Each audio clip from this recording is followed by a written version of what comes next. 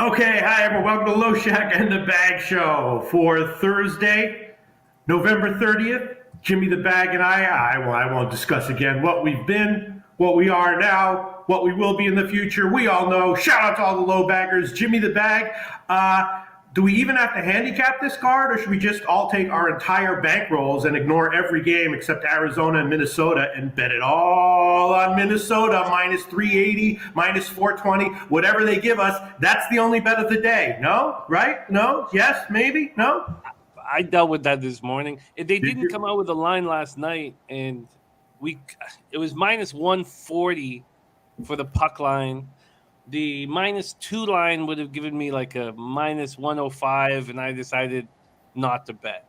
Well, if it were up to me, I'd say let's fuck the whole card, tell everyone to put their entire bankroll on Minnesota, and then we just hang out, listen to some tunes, make a few jokes for a couple hours, and then that's it. No extra work, and we're probably all going to cash. That's what I would do if that were up to me, Jim. That makes a lot of sense, and I could use the levity in my life. You know what happened to me in NHL, Pete? On Friday night, I was 7-3, and I had 2 games left. It was going to the third period of the Sharks-Leafs. I had the Sharks. I wasn't going to cash, but I had the over 6. It was 4-1 going to the third period. And I was like, well, if I could just break even here, go be up just under 3 units moving forward. So I lose both of those. No more goals were scored. The Sharks didn't even bother pulling their goalie. Then I lost 3 straight over the weekend, kind of lazy plays. 2 of them were puck lines that won by a goal. And now I'm sitting here down 2.5 units, exactly where I was last week, and I'm frustrated because I think I'm seeing the card well, and that's frustrating. My winning streak in CFL has moved to 11 straight, Pete. Wow. That's Florida Panthers-esque. That's not just good. That's Florida Panthers level, Jim. Well, also my call on the Seattle Kraken being a bet-on team. Yes. I saw that as well. I'm not saying I'm some elite handicapper, but I saw that as well. Yes. That was right, and that the Lightning are not a bet-on team, so I'm fading the Lightning today. Birdie and I's call on the Stars to roll looks like it's the right spot. They won 4 straight. The odds in the Carolina-Dallas game are absolutely ass-crazy, stupid. So, huh? The Carolina the Carolina Hurricanes are missing 3 of their top 6 defensemen. You have 3. You have half of your defensemen out, and they opened up as a favorite, a minus 120. That's the most ridiculous line I've seen in the NHL all season long. That's the biggest mistake the market's made all season long on a line. Wow. Well, we'll talk about that game. It's going to be a great show. He's Jimmy the Bag. I'm Peter Loshak. Welcome all low baggers. I think it's going to be a great show. Jimmy the Bag has just labeled the Dallas-Carolina line the most off line in the NHL all season long so far. It's going to be a great show, Jimmy the Bag. We'll cap the entire card, and we'll throw in a couple jokes here and there as well. Maybe. Can't listen to some tunes, but it'll be a good show. And we'll, of course, discuss the Minnesota-Arizona massive favorite line when we get to it. It is great to see everybody joining us. We got Henry Dice in the house. Pete, we have Turnsy66 who rose to fame here as a low bagger while you've been not rolling with us. He's a spectacular NHL capper of Windsor, Ontario. He's been working full time for the last 6 weeks, 8 weeks, so he hasn't been a part of the show as much as possible, but played a very high level of hockey, and he's been a huge addition to our group here. It's great to see him back in action with us. Bon Kui in the house. Brandon Lugo ready to get to work. Great to see you, Brandon, my guy. Matty Ice in the house. The Rocks R82. Kappa Pops. Viper NB. Red Girl in the house. Sammy J. Calmer. We got Serious Business. Mr. Gokster. Mr. Gokster will be on the show Wednesday and Thursday. JM laughing at that line. Yeah, it's so funny. Very, very funny situation. I still couldn't really bet it. Puzzler ready to go. Maybe I should. Matty Ice saying Vemelka was an animal last night. It was the finest performance we've seen in a long time. That they Winnipeg outshot them, I think 46-16, I believe. JM in the house. No, Matty Ice, you can't play Vemelka. It's just not responsible managing of a hockey team. You can't put him back in after 46 save performance. I think. I Heavy, thank you so much for that dono, man. We love being here at Pop Sports Radio, and we will never sell you anything. We just want to cap with you and work with you and make cash with you. So thank you so much for the support. There's Dan Kelly in the house. Says, how about those Cavs? When that starting five is healthy, they are real good. An easy bet on last night after they played 4 of their last 5 games against the 3 best teams in the NBA. Red Girl coming off a 4-2 night. Tyrone Coleman ready to get to work. What a group. What a group. Thank you guys. So there's Nuke Worker in the house, whom I love dearly. Jared TG, Birdie. We got the team is here. The team is ready to go. Bill McDonald, Michael O'Brien, Gerald Jones. And Taint has hit 6 of 7. Hope to stay hot for the show today. Nice. I'd love that to carry over to us. All right. Von Polo from Charm City in the house. All right. Let's get to work right now.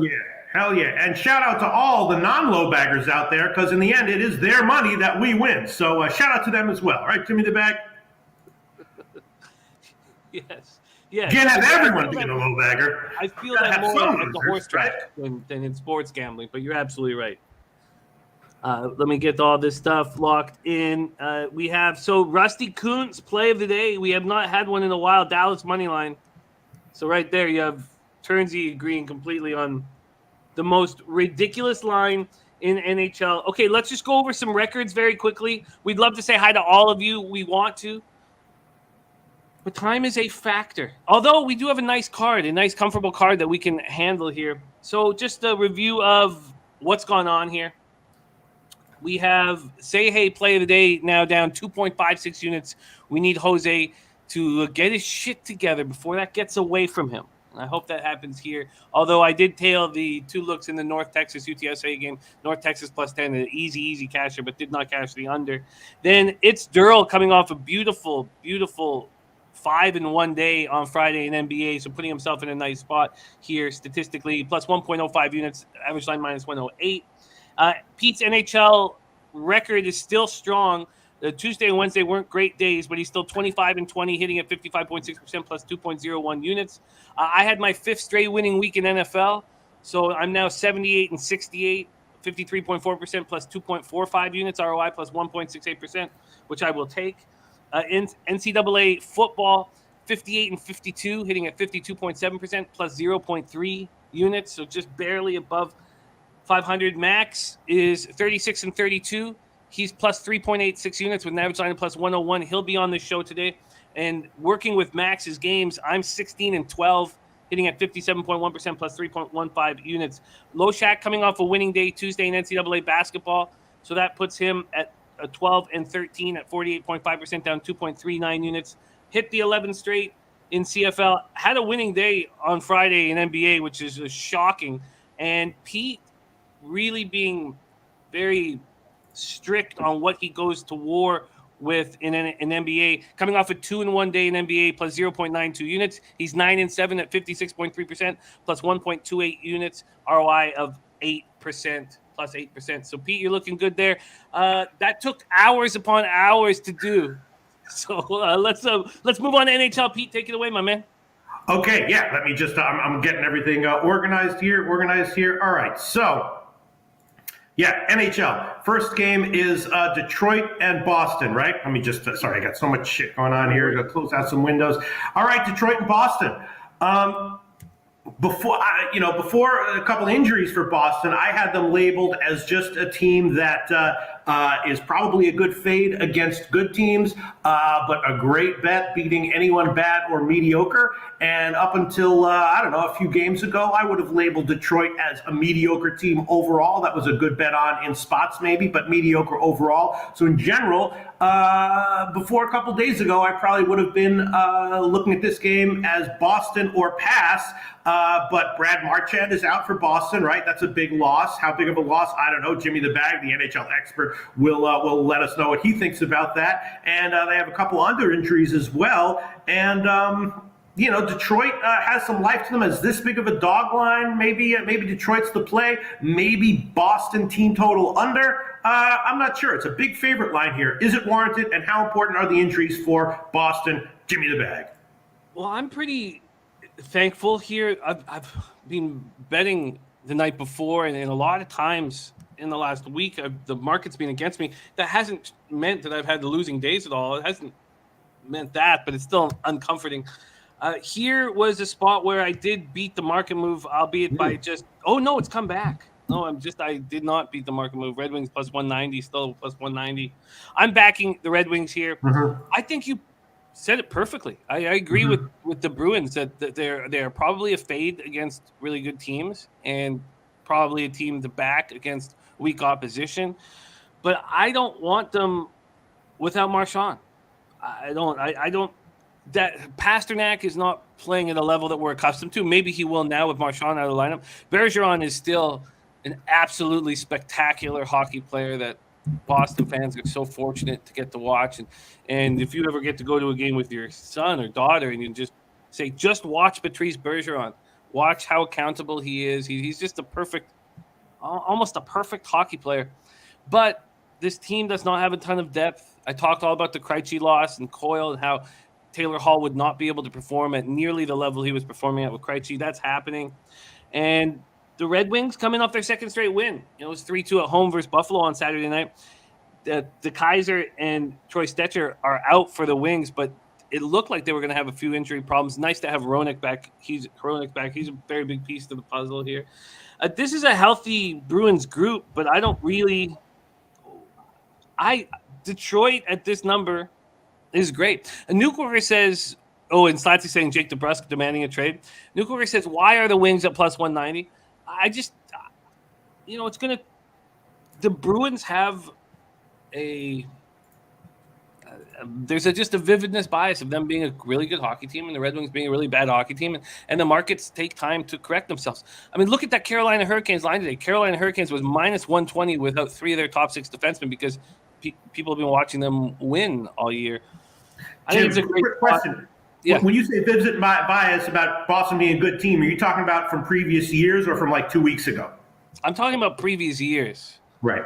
I mean, they've been okay this year, though, Yeah, they're 11-7, 7-3-0 at home. Yeah, I mean, sure. No, you're right.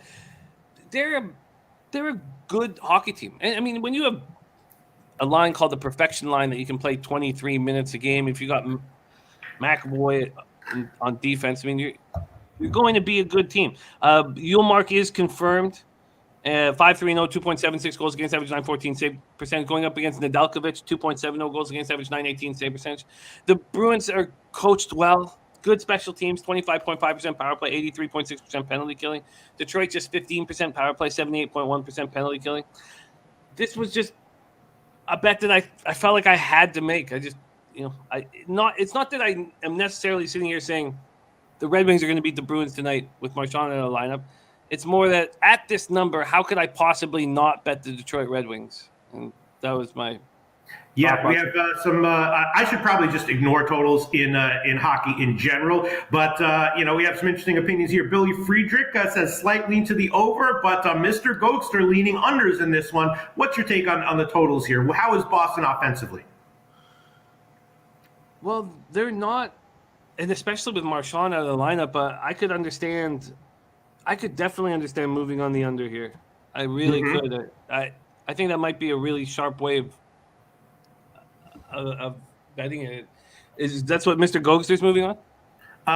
He just says he likes unders in general, which is how I was feeling as well. I was thinking maybe a first period under, maybe the Boston team total under at 3.5 minus 122, although I think I need to be a little bit more careful with these team totals that I sometimes take officially at high juice. But I was thinking, Boston team total. What are your feelings or thoughts on a team total under 3.5 minus 122? I guess that's tough because if it's 3-2, you're totally exposed for an empty netter, though.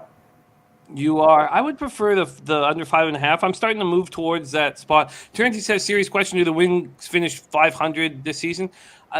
If you wins and losses, not including overtime losses and shootout losses, I bet you they win more games than they lose.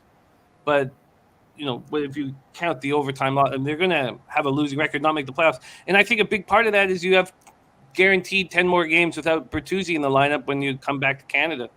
So I think that hurts to have 10 games without probably your best player. See, there's so many plays here that look like they have a little bit of value, but I don't know if I want to make, any of them official. What about just Red Wings first period, 171? I think that's dangerous because I do agree with why Birdie stayed off of this game. Mm-hmm. Don't like fading a team the first game after losing a star. Right. I do think this is a little different, though, Birdie, just from a sports psychology side point. I do think that when you lose a star because of an injury, or you lose a star, I mean, he wasn't even penalized for this slew foot. It was just a very cheap play that he suspended for 3 games. So it's not like you're like, oh, we got to come together. Our star Marchand is, what's the right? Broke his fibula or separated his shoulder. We got to step. No, he's a cheap, dirty player, and that's part of what makes him great and why teams don't want to play him. But because of his cheap, dirty bullshit, he's suspended for 3 games. So I'm not entirely sure that the psychology behind losing the best player is the same in this spot. Personally, that was part of the reason why I did bet it. In all honesty, I did think, we don't want to bet against a team that when they lose one of their best players. This is a little different to me because his fucking cheap bullshit is the reason why he's suspended here. So I like this. All right, I'll take the first period under as an official play. I'm seeing 107 at Pinnacle. There's probably something better somewhere else. Where do you think? What do you think? You think should we shop around, or I'll just eat 107? That's fine, right? Is this sorry? Hit me with that again. That was the first period under 1.5. First period under 1.5 minus 107. I'm thinking a lot about adding the under 5.5 in this game. I'm not sure if I will. I'll put a couple question marks there, but with just a regular minus 110 juice, I probably. Oh, Bruins head coach is in protocol too. I didn't know that. I did not know that their head coach was in protocol as well. I didn't have that information. Okay, I'm close to the under 5.5, but I'm not sure if I'm going to add it in. Pete has moved on the first period under 1.5.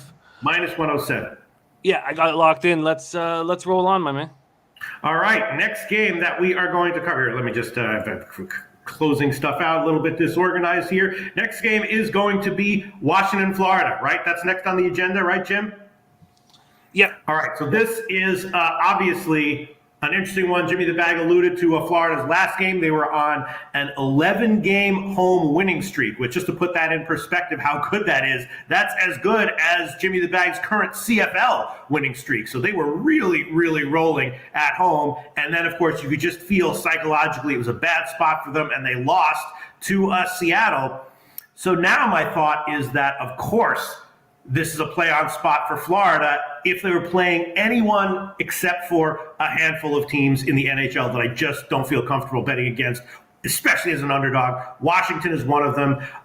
Jimmy has given the opinion that at some point Washington will tire out and fade this year, which would happen to any team playing as well as they are, and especially one that is, as long in the tooth as Washington is. So when's that going to happen? I don't know, but it certainly hasn't happened yet. It seems like an up spot for, and then again they played a couple days ago and Washington won that one. It was 4-3, and so there's a little bit of an element of revenge, you would think, as well for Florida. So I'm not exactly sure. Florida also has a couple of key injuries, 2 of their top 6 forwards. So that is another reason to not take Florida. Psychologically, it would be a big play-on spot for Florida for me here, but with the injuries and going against Washington, and Washington as a dog, I don't think I can do it. I have no play as yet. What's your take, Jim? I did bet Washington to beat Florida again. I have made it as clear as possible that Florida without Barkov would not make the playoffs. They're a bet against team. Look, I understand Washington beat Florida 4-3, 4 games ago. It did not concern me. I got plus 125 on Washington. If I bet it now, plus 120, beat it by 5 cents. There's Dutch Boy Fresh in the house. Great to see you. JPZ is on the over here. Birdie says, I love the under here. Says this 6 is a gift at minus 110. These teams, when they play each other, are dead nut unders. I was so happy to get this 6 off reputation alone. When they played each other in the last game, I was on Washington and the under, and I did cash Washington, but I lost on the under. It was 4-3 final score, and maybe that's why I haven't added it to my card. Maybe that's a very important thought here. And then there's Clint saying, why are we not just betting the over every time Florida and Caps play? It flies over. I was shocked that the last time these two teams went over, really, without Barkov in the lineup. And then so that with the understanding that, Florida will have a difficult time in the most important moments of the game without their best centerman on the ice. And then with this Capitals being a one-line team, I was surprised that I lost that bet. Samsonov and Bobrovsky both playing so well. Samsonov 9-0-1, 2.27 goals against average, 918 save percentage, 3 shutouts. Bobrovsky 9-1-2, 2.03 goals against average, 936 save percentage. Birdie's right, and the only reason why I didn't bet this is just because I lost on it a few days ago. That's why this show is so important for me to sit here and understand why I didn't move on a bet that should have been moved on. So when we think of the Panthers and we think of the Capitals, especially the Capitals, we think of just a elite power play, right? But no Oshie and no Backstrom. This power play is hitting at 18.8%, but their penalty killing 86%.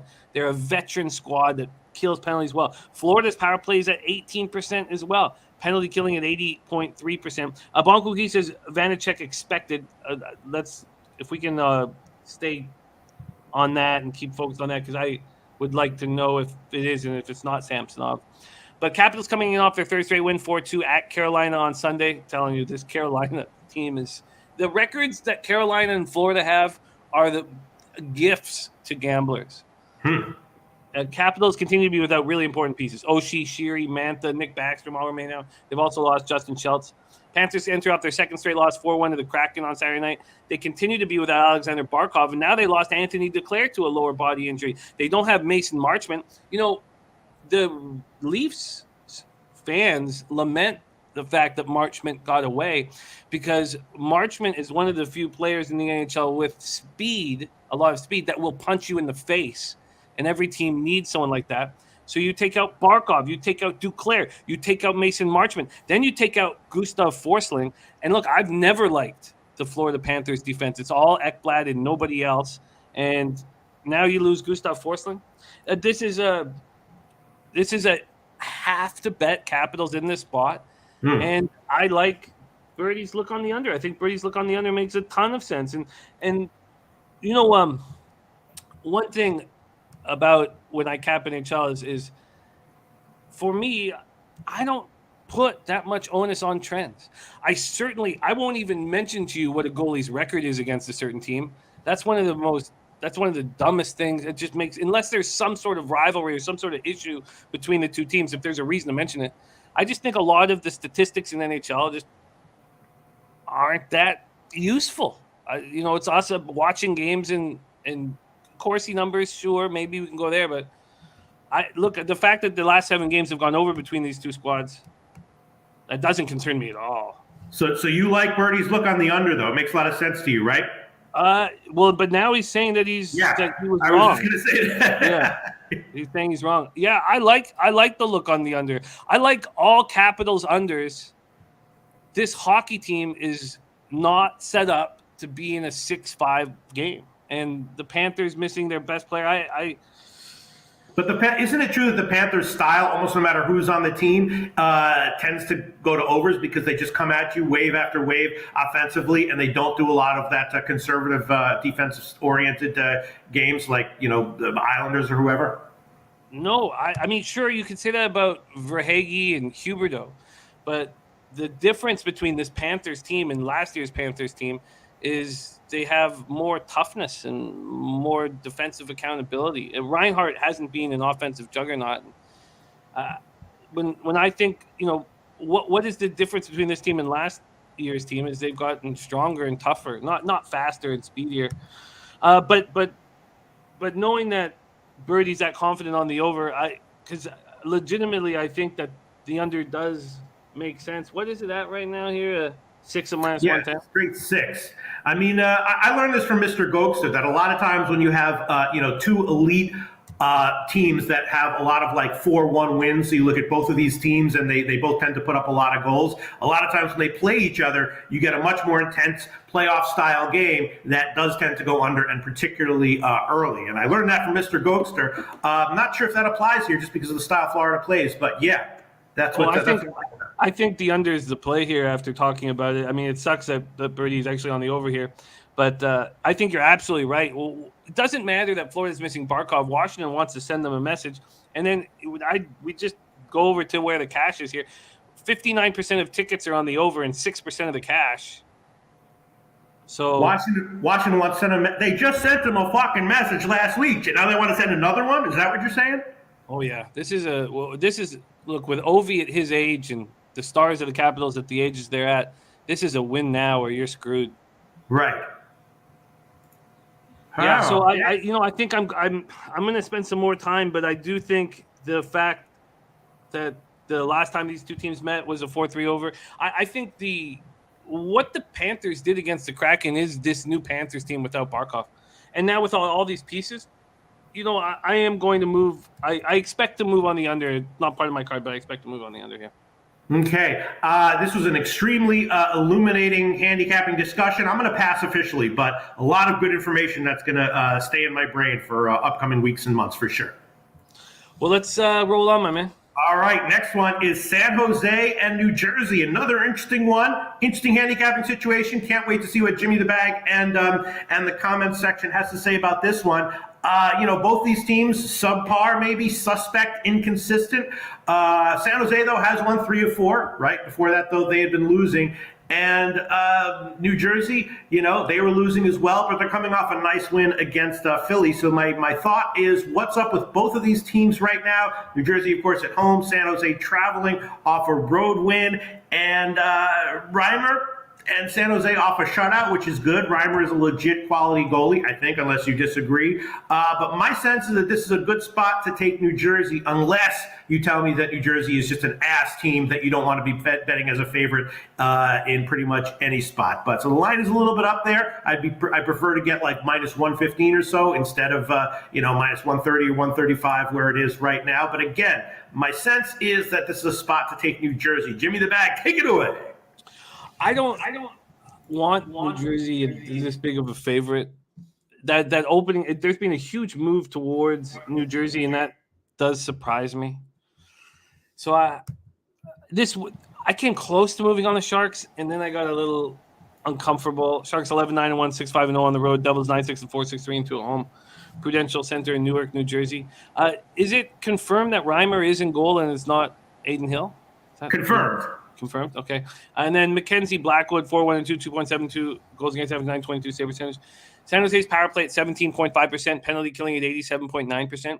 I would say that those numbers alone. Oh shit, we got some feedback here, Pete. Those numbers alone would keep me off betting New Jersey. New Jersey's power play at 12.7% and penalty killing at 80%. Sharks have won 3 of their last 4 games. They just had Evander Kane clear waivers and sent them down to the minors. They're a healthy group. They've dealt with so many COVID issues and injury issues. Cogliano has left to attend a personal matter, which is never good.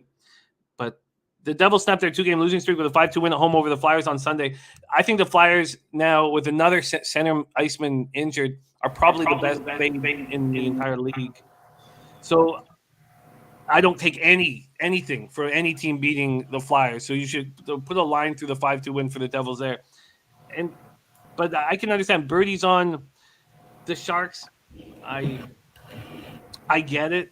I was hesitant to move, and then this market move against the Sharks. Let's just see where the cash is here.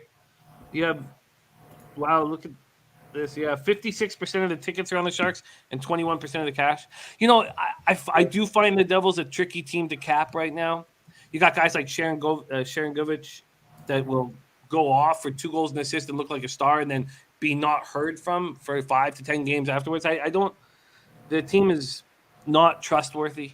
It would be Sharks or no bet, and I found this game the toughest of all of them, so I'm off here. Damn, you are down on the Devils. Is that they're that bad, huh? Hughes is a special hockey player that is going to make this Devils team really good. The players that New Jersey brought over from the KHL have all really been busts. And that was the big question mark, were these players going to be able to step up in the NHL? None of them have. So this roster is still, you can't skip steps in the NHL. You can't just go over and bring guys in from the KHL or sign a bunch of free agents and think, oh, you're ready to go. It doesn't work like that, and it's not work like that for the Devils. The Devils aren't going to make the playoffs. They're in a very tough division. So Mr. Coach says Devils have the best AHL team by far. Utica have studs in the minors. That's how you build up, not by moving players in from the KHL. So, I'm off this game. Huh. But Ghosts are loving the first period under in this spot. Loving the first period under, right? Yeah. All right. I guess I'll hold off for now, personally. Kev Riley leading San Jose in the under. Kev is like unbelievably hot right now. So he's leaning San Jose and under. I'm off this spot. Okay, I'll be off as well. But as usual, a very interesting collective thought process to observe and to internalize. Next game, Tampa Bay, St. Louis, right? You ready, Jimmy the Bag? Oh, yes. All right, so Tampa Bay off a tough loss to Minnesota, but they had won 6 of 7 before that. All of those, except for one, though, were at home. They've been pretty good on the road, though, and I know that Braden Point is out for them, but when he went out, they were still kind of winning, playing well defensively, and now they lost another forward, right? That guy, Matthew Joseph. He is out as well, so that's another injury that's not good. And then St. Louis, they just seem like a little bit of an inconsistent team, the kind of team that can rise to occasions when the coach yells at them or when they have a players-only meeting. But in general, kind of an unreliable team. So I was thinking that maybe Tampa Bay here or Tampa Bay first period would be good plays. But maybe as with the other team, which one? As with Florida, the injuries are too much and weighing very heavily on you, Jimmy the Bag. I was thinking that maybe Tampa Bay is a dog, or Tampa Bay first period, or both might be decent. Take it away, Jimmy the Bag. I will, but Gary Malone saying that Jack Hughes is back in the lineup? I'll look into that while you analyze this, Jimmy the Bag.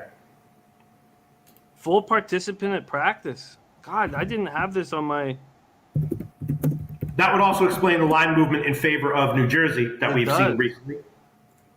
Wow, thank you, Gary. That's huge. Full participant at practice confirmed, but in the lineup, not sure. Wow, that's a very, very... Thank you for sharing that with us, Gary. I would like to fade the Tampa Bay Lightning on the road every single game they play now. That's what I would like to do. That's my hope, is to fade them every single game on the road. I think I'm going to get great numbers. This should not be a pick 'em to me. I got in with the Blues minus 110. They're now minus 115, so I beat it by 5 cents.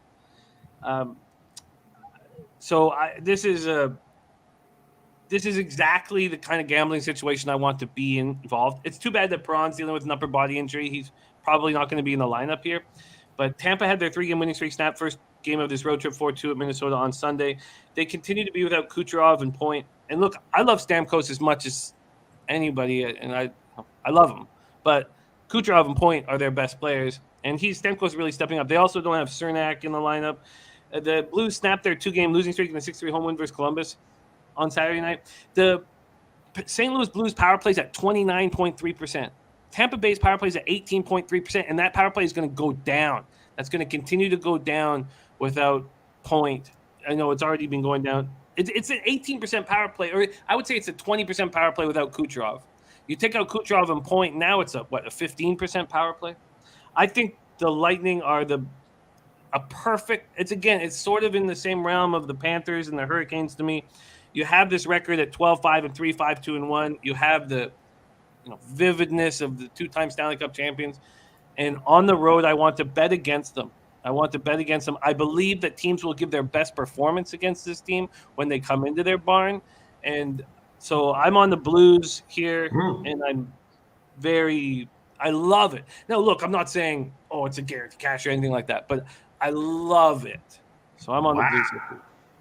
Jim loves it. So you're in general not too down on St. Louis. I mean, they beat Columbus last game. It was a little bit of a touch and go there for a while. They were a huge home favorite, and they didn't quite dominate until late. And then before that, they were just kind of, they had a couple of nice games thrown in there, but they lost to Chicago on the road, blown out by Dallas on the road. They lost at home to Arizona as a minus 320 favorite. I mean, this is to my eye, this is like a significantly unreliable team. No, but you're okay with it. No, you're right. Yeah, and I don't like them. And when they were on that big run early in the year, I was like, this team's not that good.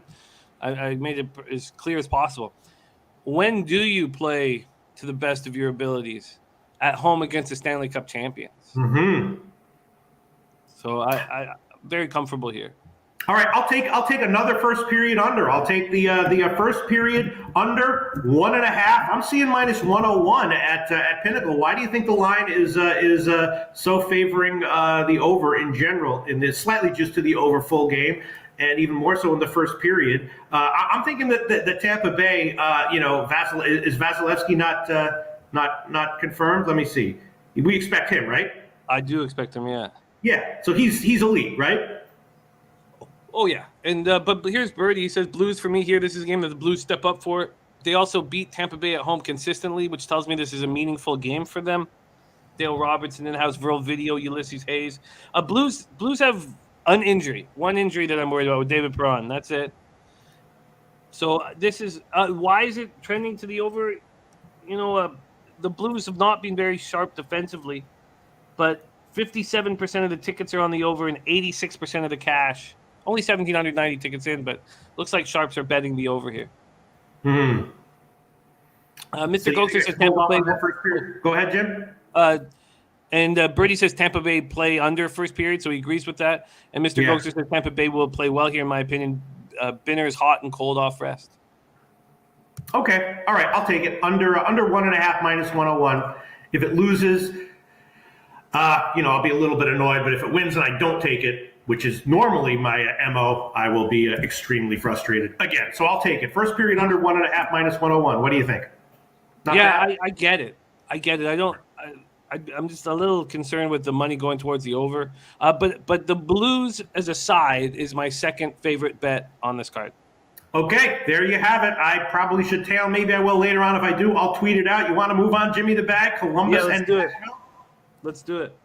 All right, Columbus and Nashville. Of course, Columbus is the team that lost to St. Louis in their last game, but they had won 5 of 6 before that. So they're kind of a team that maybe when you're getting a good price with them, especially against uninspiring teams, which Nashville I think is, maybe they're worth a shot. Jimmy the Bag has mentioned repeatedly, at least in the shows that I've seen, that he's not a believer in Nashville in general. I see them as subpar, but not necessarily awful, and one of those teams that can kind of sometimes have sneaky low team totals, which can have value betting over, which is what I was planning on doing here if it was a 2.5, but now I'm seeing 3.5 at plus money, so I'm not sure if I want to pull the trigger on that one. If it was 2.5 at like 150, I probably would have. Nashville, on the other hand, they're 5-1 in their last 6 games with Saros in goal. So it seems like with Saros in goal 5-1 the last 6 at home with Saros in goal. So with him in goal at home against a beatable opponent, maybe they are a good bet. It's just the line is a little bit high here, but maybe it's high for a reason. I don't know. Jimmy the Bag, what do you think? Mr. Goldster says first periods are my jam tonight. Give me the under 1.5 plus a hundo and Columbus Nashville goalie showdown. Glenn Elliott man says I only bet Columbus when Elvis is between the pipes. There's a big drop off from Elvis to Korpisalo. That's a very, very good point. Right, and I'm assuming that Elvis is in tonight, right? Is that confirmed that Korpisalo is in? It's not confirmed, but Korpisalo Korpisalo hasn't started, or I guess he did like once earlier this year, started 2 games in a row, but he's only done that once. Yeah, I have Saros expected. I expect Saros to be in that here. This is a very difficult game. The Predators coming off that 6-2 loss at Colorado on Saturday night, so they're an angry group. They're completely healthy, and I don't want anything to do with them. But this would be a Nashville or pass. Maybe, maybe it's just a Nashville bet now that I'm saying this out loud. 20-cent move. Oh, I don't know if I'm line locked in. Let me just make sure that I'm in here. Sorry. So I've heard you say mostly negative things about Nashville in our videos so far this year, Jim.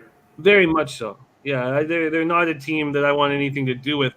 But, and this is important, but they're healthy right now, and they're coming off an embarrassing loss. So let me get this up here, and that makes them a dangerous hockey team. So yeah, I don't like their roster at all.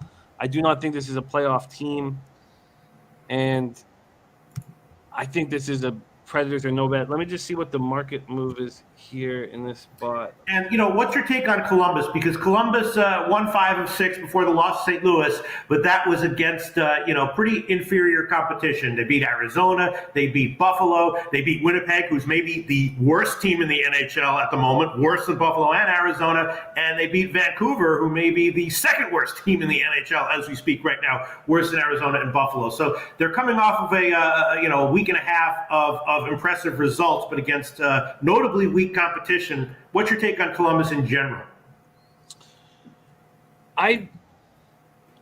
They have moved so many different pieces around, and I just don't feel confident in my read with them. When they got rid of Seth Jones, it was perplexing. I don't know what we have with Columbus. I know one thing. Elvis Merzlikins is a top 10 goaltender in the NHL. Mm-hmm. But they don't really have their forward group isn't a nice defensive group. Man, you go back 2 years and you had Foligno and Josh Anderson and guys of that ilk out there. And you knew if they had a goalie like Merzlikins that they would be able to play great defensive hockey. And sure enough, they sweep the Tampa Bay Lightning, right? I guess that was 3 years ago now. So this is just such a different group, and there's a heavy European influence. Obviously, the general manager is Finnish.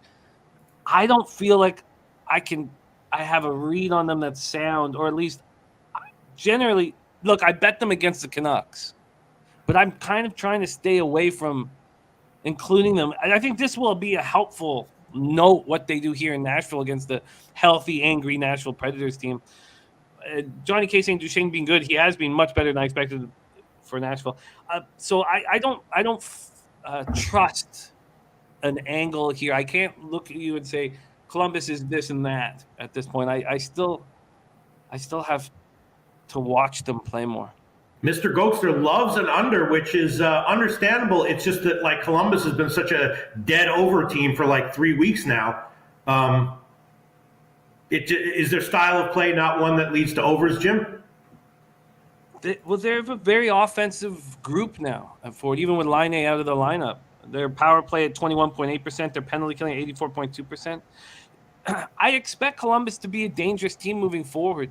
Not wanting Jones back there is hard to understand. So Diehard MMA podcast says Preds are solid. Saros is a beast.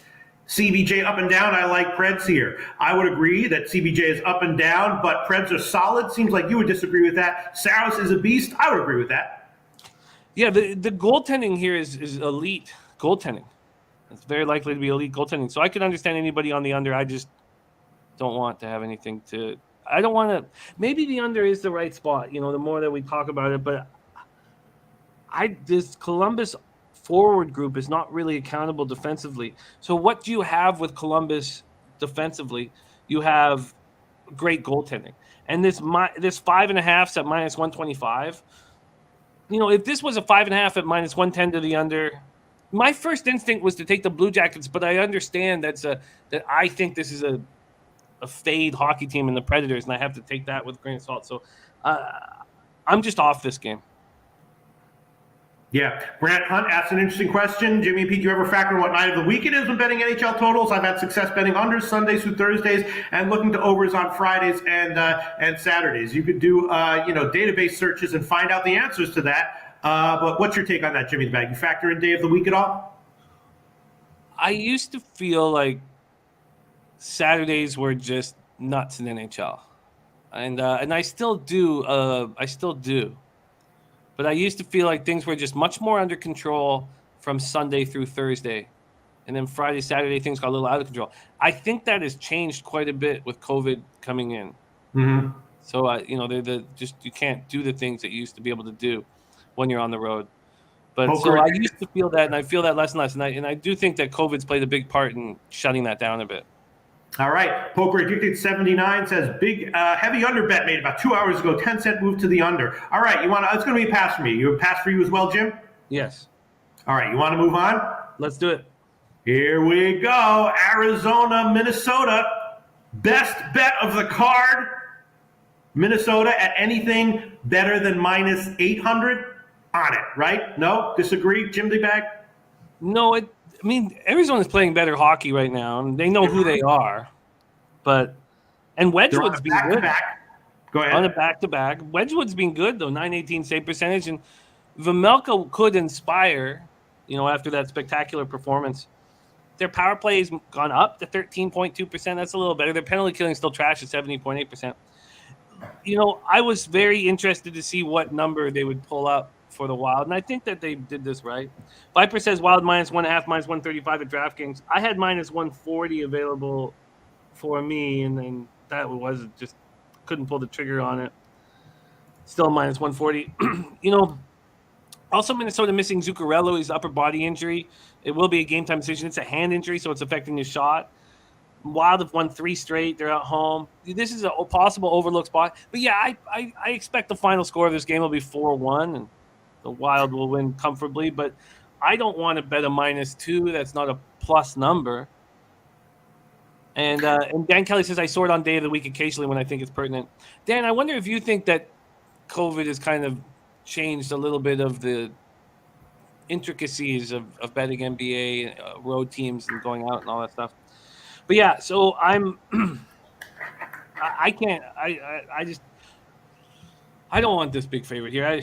I get it, but for them to have to win by 3 goals for me to get paid is just not a bet I want to make. Can you figure out a way to bet this? Go ahead. Can you figure out a way to bet this?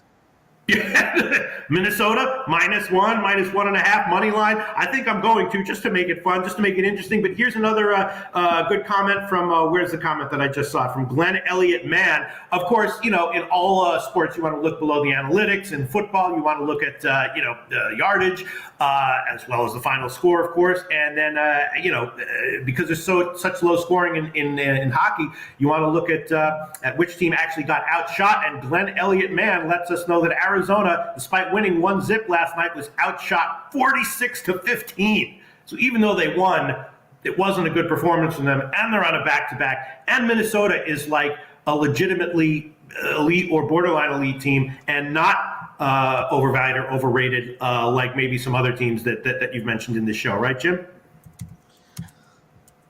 Like, it was watching Vejmelka reminded us of Hasek. It was great. It was great, and gives the Coyotes team a little bit of hope for this 25-year-old Czech goaltender. But they're going to get destroyed tonight. So I can understand. Maybe I'm just being lazy. Birdie says take the -1.5, take -2.5. Says I think the value's on the -2.5 coming off of last night's game. This is a total no-show spot for the Coyotes. Bad spot. So. Okay. I'm thinking of taking Minnesota +1 at -772. What do you think, Jimmy the Bag? You mean Minnesota -1? No, I mean Minnesota +1 -772. Current line at Pinnacle. I would love to watch you make that public. No, I won't take that. And I wasn't really seriously thinking about it. I'll make -1 official, though. At Pinnacle, -266. Oh, Jesus.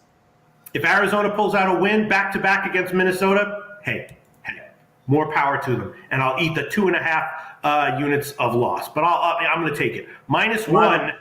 Yeah. Sorry? What is it, Wild -1 at what?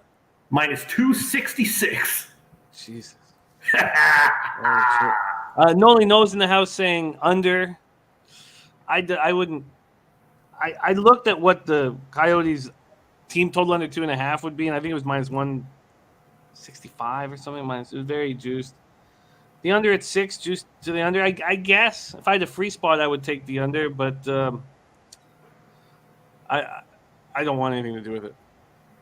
Mr. Gokster says they just set up shots so they don't expend too much energy, Pete. Does that make sense to you, Jimmy the Bag? I mean, the game wasn't in the bag. They were just up 1-0, right?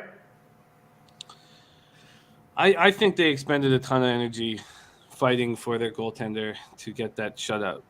So, but I do agree with Clint saying the Coyotes are fighting. They're too young and dumb to give up. They will try to score and lose to.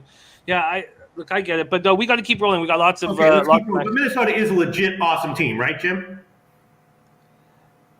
No, they are not awesome yet. They are a good hockey team. They're a good hockey team in the toughest division in hockey, but the center ice play is just sometimes too suspect. And if Joel Eriksson Ek can't step up, and they're leaving Kaprizov with too much to do, and they're good. They're a really good hockey team, but they're not awesome. Mm-hmm. Yeah. All right, Die Hard MMA podcast, paying attention to the Arizona legs. He says, young legs, Jimmy, young legs. So, yeah, take that into consideration as well. Real Deal Prime, Arizona for the win. They can beat the Wild. Yeah, the question is just what are the odds? And I'll take a shot with Minnesota. All right, moving on, Jimmy the Bag. Yeah, let's do it. Here we go. Carolina and Dallas. In the beginning of the show, Jimmy the Bag labeled this line with Dallas' small home dog against Carolina as the single most off line in the entire NHL season that he's seen so far this year. Jimmy the Bag, of course, was high on Dallas to begin the season, and then a couple of weeks ago, said that he was expecting Dallas to go on a run of winning, and someone else in the comment section said that as well. I think it was Birdie, and that has absolutely proved to be the case. They've won, 6 of 7. They had a bad road loss to Minnesota, which is, excusable. But other than that, they've just been rolling, winning game after game, and most of the time by the puck line. Team total overs have all been cashing. Dallas playing very, very well, and you like them here again tonight, right, Jim? It's just ridiculous. It's absolutely ridiculous that a team could have 3 of their top 6 defensemen out of the lineup, a team with COVID issues, and there's only been a 9-cent move to Dallas now, minus 114. I just oh gosh, that's interesting that Dallas opened up at minus 105. Interesting that I was able to get a plus 100 because at Bet365 they opened Dallas plus 105. I missed that. I did get in on a plus 100. And Pinnacle, wow. So Pinnacle opened this up as basically a pick'em, and then they moved it to Dallas plus 105 right away. That's wild. It's just absolutely wild. So D'Angelo, first off, Tony D'Angelo is on COVID-19 protocol. He's got a skill set where every team in the league would want him to play for them. It's his character that's being the issue, and it's the reason why the Rangers got rid of him. But from a skill set standpoint, he's a huge scorer for the Hurricanes at the price point they're getting him. Pesce is such a good defenseman. So you lose Brett Pesce, you lose D'Angelo. You've already lost Ethan Bear. They're all 3 in COVID protocol. I mean, this is just nuts to me. Absolutely nuts. The Stars team is a healthy group right now. They've won 4 straight. They're playing very good hockey. You have Ottinger with a 1.26 goals against average night, but I guess Holtby's being confirmed, which is too bad. That's the only concern. Their penalty killing, 79%. And look, this is a flaky leadership group with Jamie Benn and Seguin. So there's going to be times when you're going to go into Minnesota and lose 7-2 with this squad.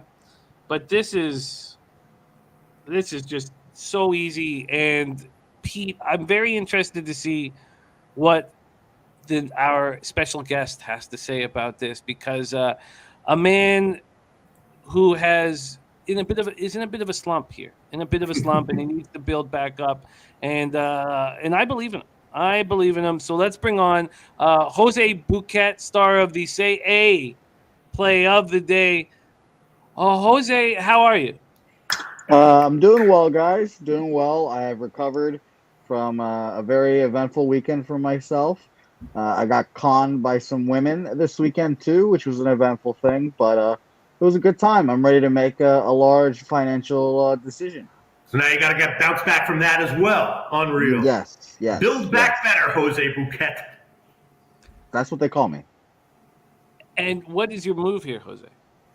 Well, Jim, a bird on the street told me that Dallas Stars, this is the worst market decision that hockey's made all year, so I'm taking the Stars money line, no problem, minus 110. It's actually at minus 115 now on Bovada, where I wager my money. So I'll just take the minus 115. I bet it like 5 minutes ago at minus 110. It's already moved. I'm moving lines, Jim. I'm moving lines.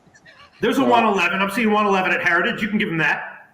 Sure, Okay, I'll take that too. But this game's an easy winner. The Carolina Hurricanes are down 3 defensemen, like you say, Jim.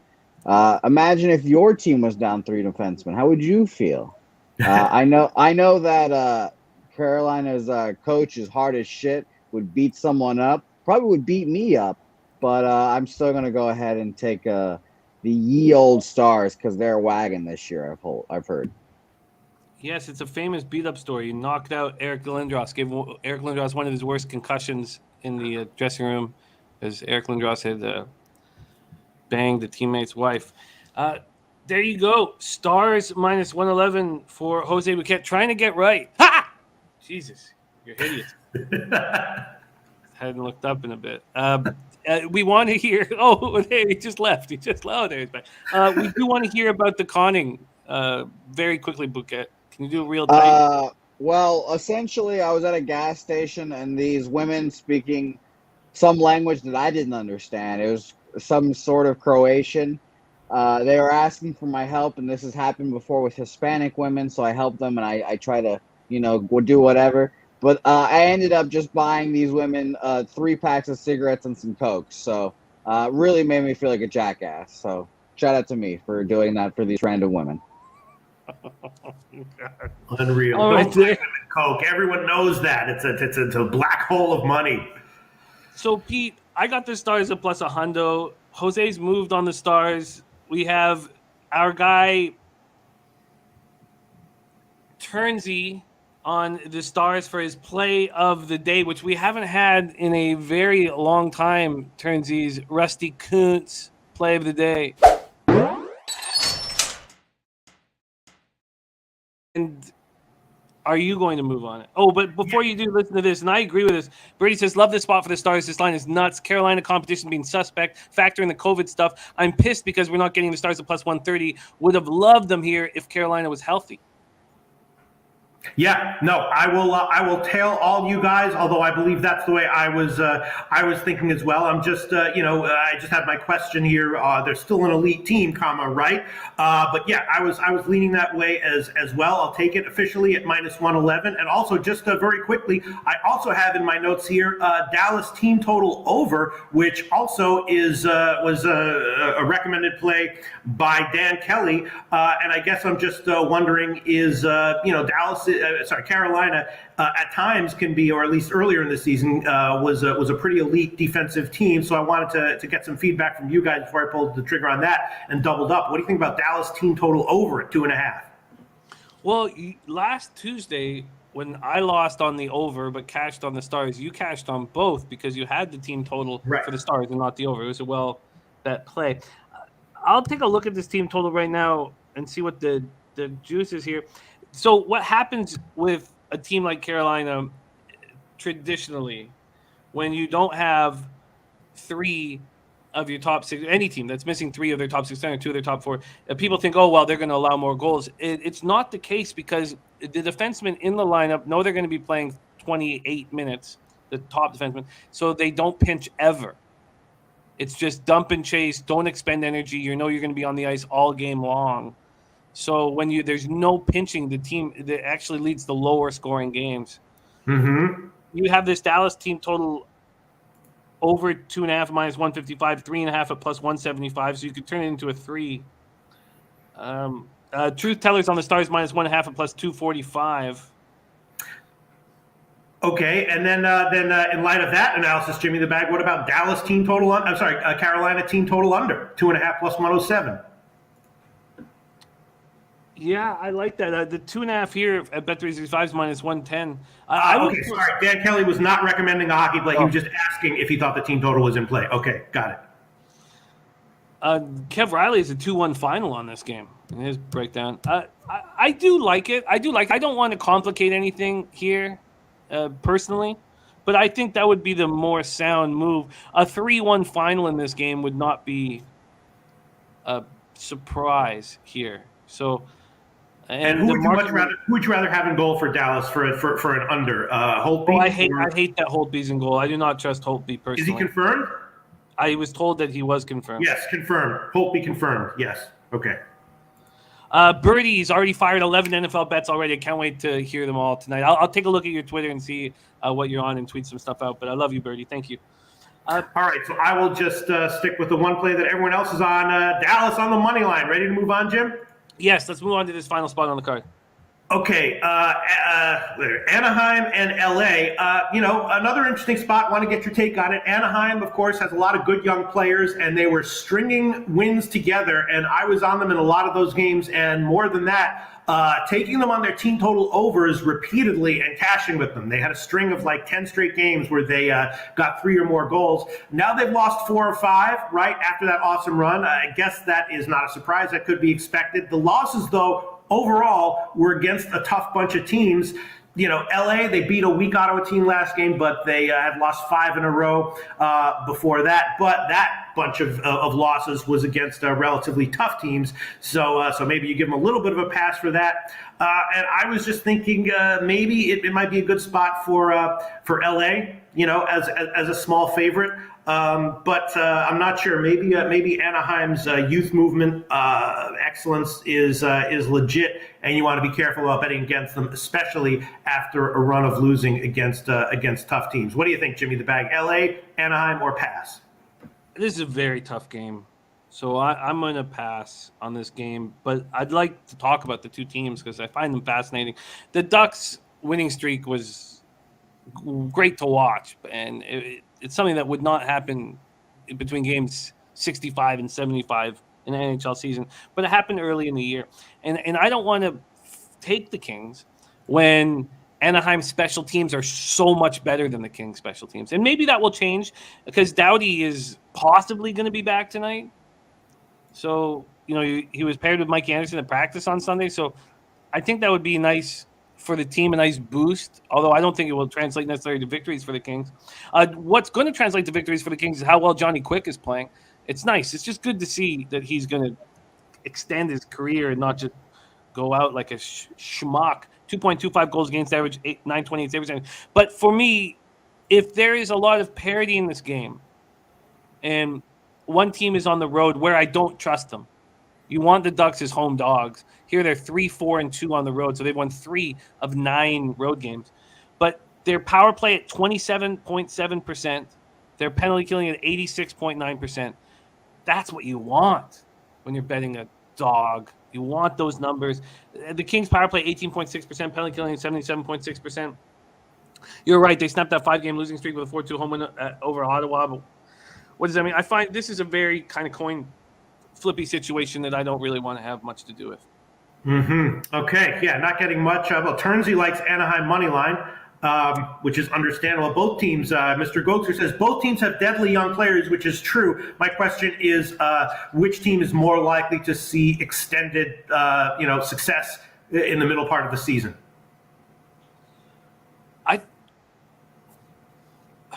That's tough. I think you can that say you don't know. That's totally fine. The smartest people in the world often say they don't know, Jimmy the Bag.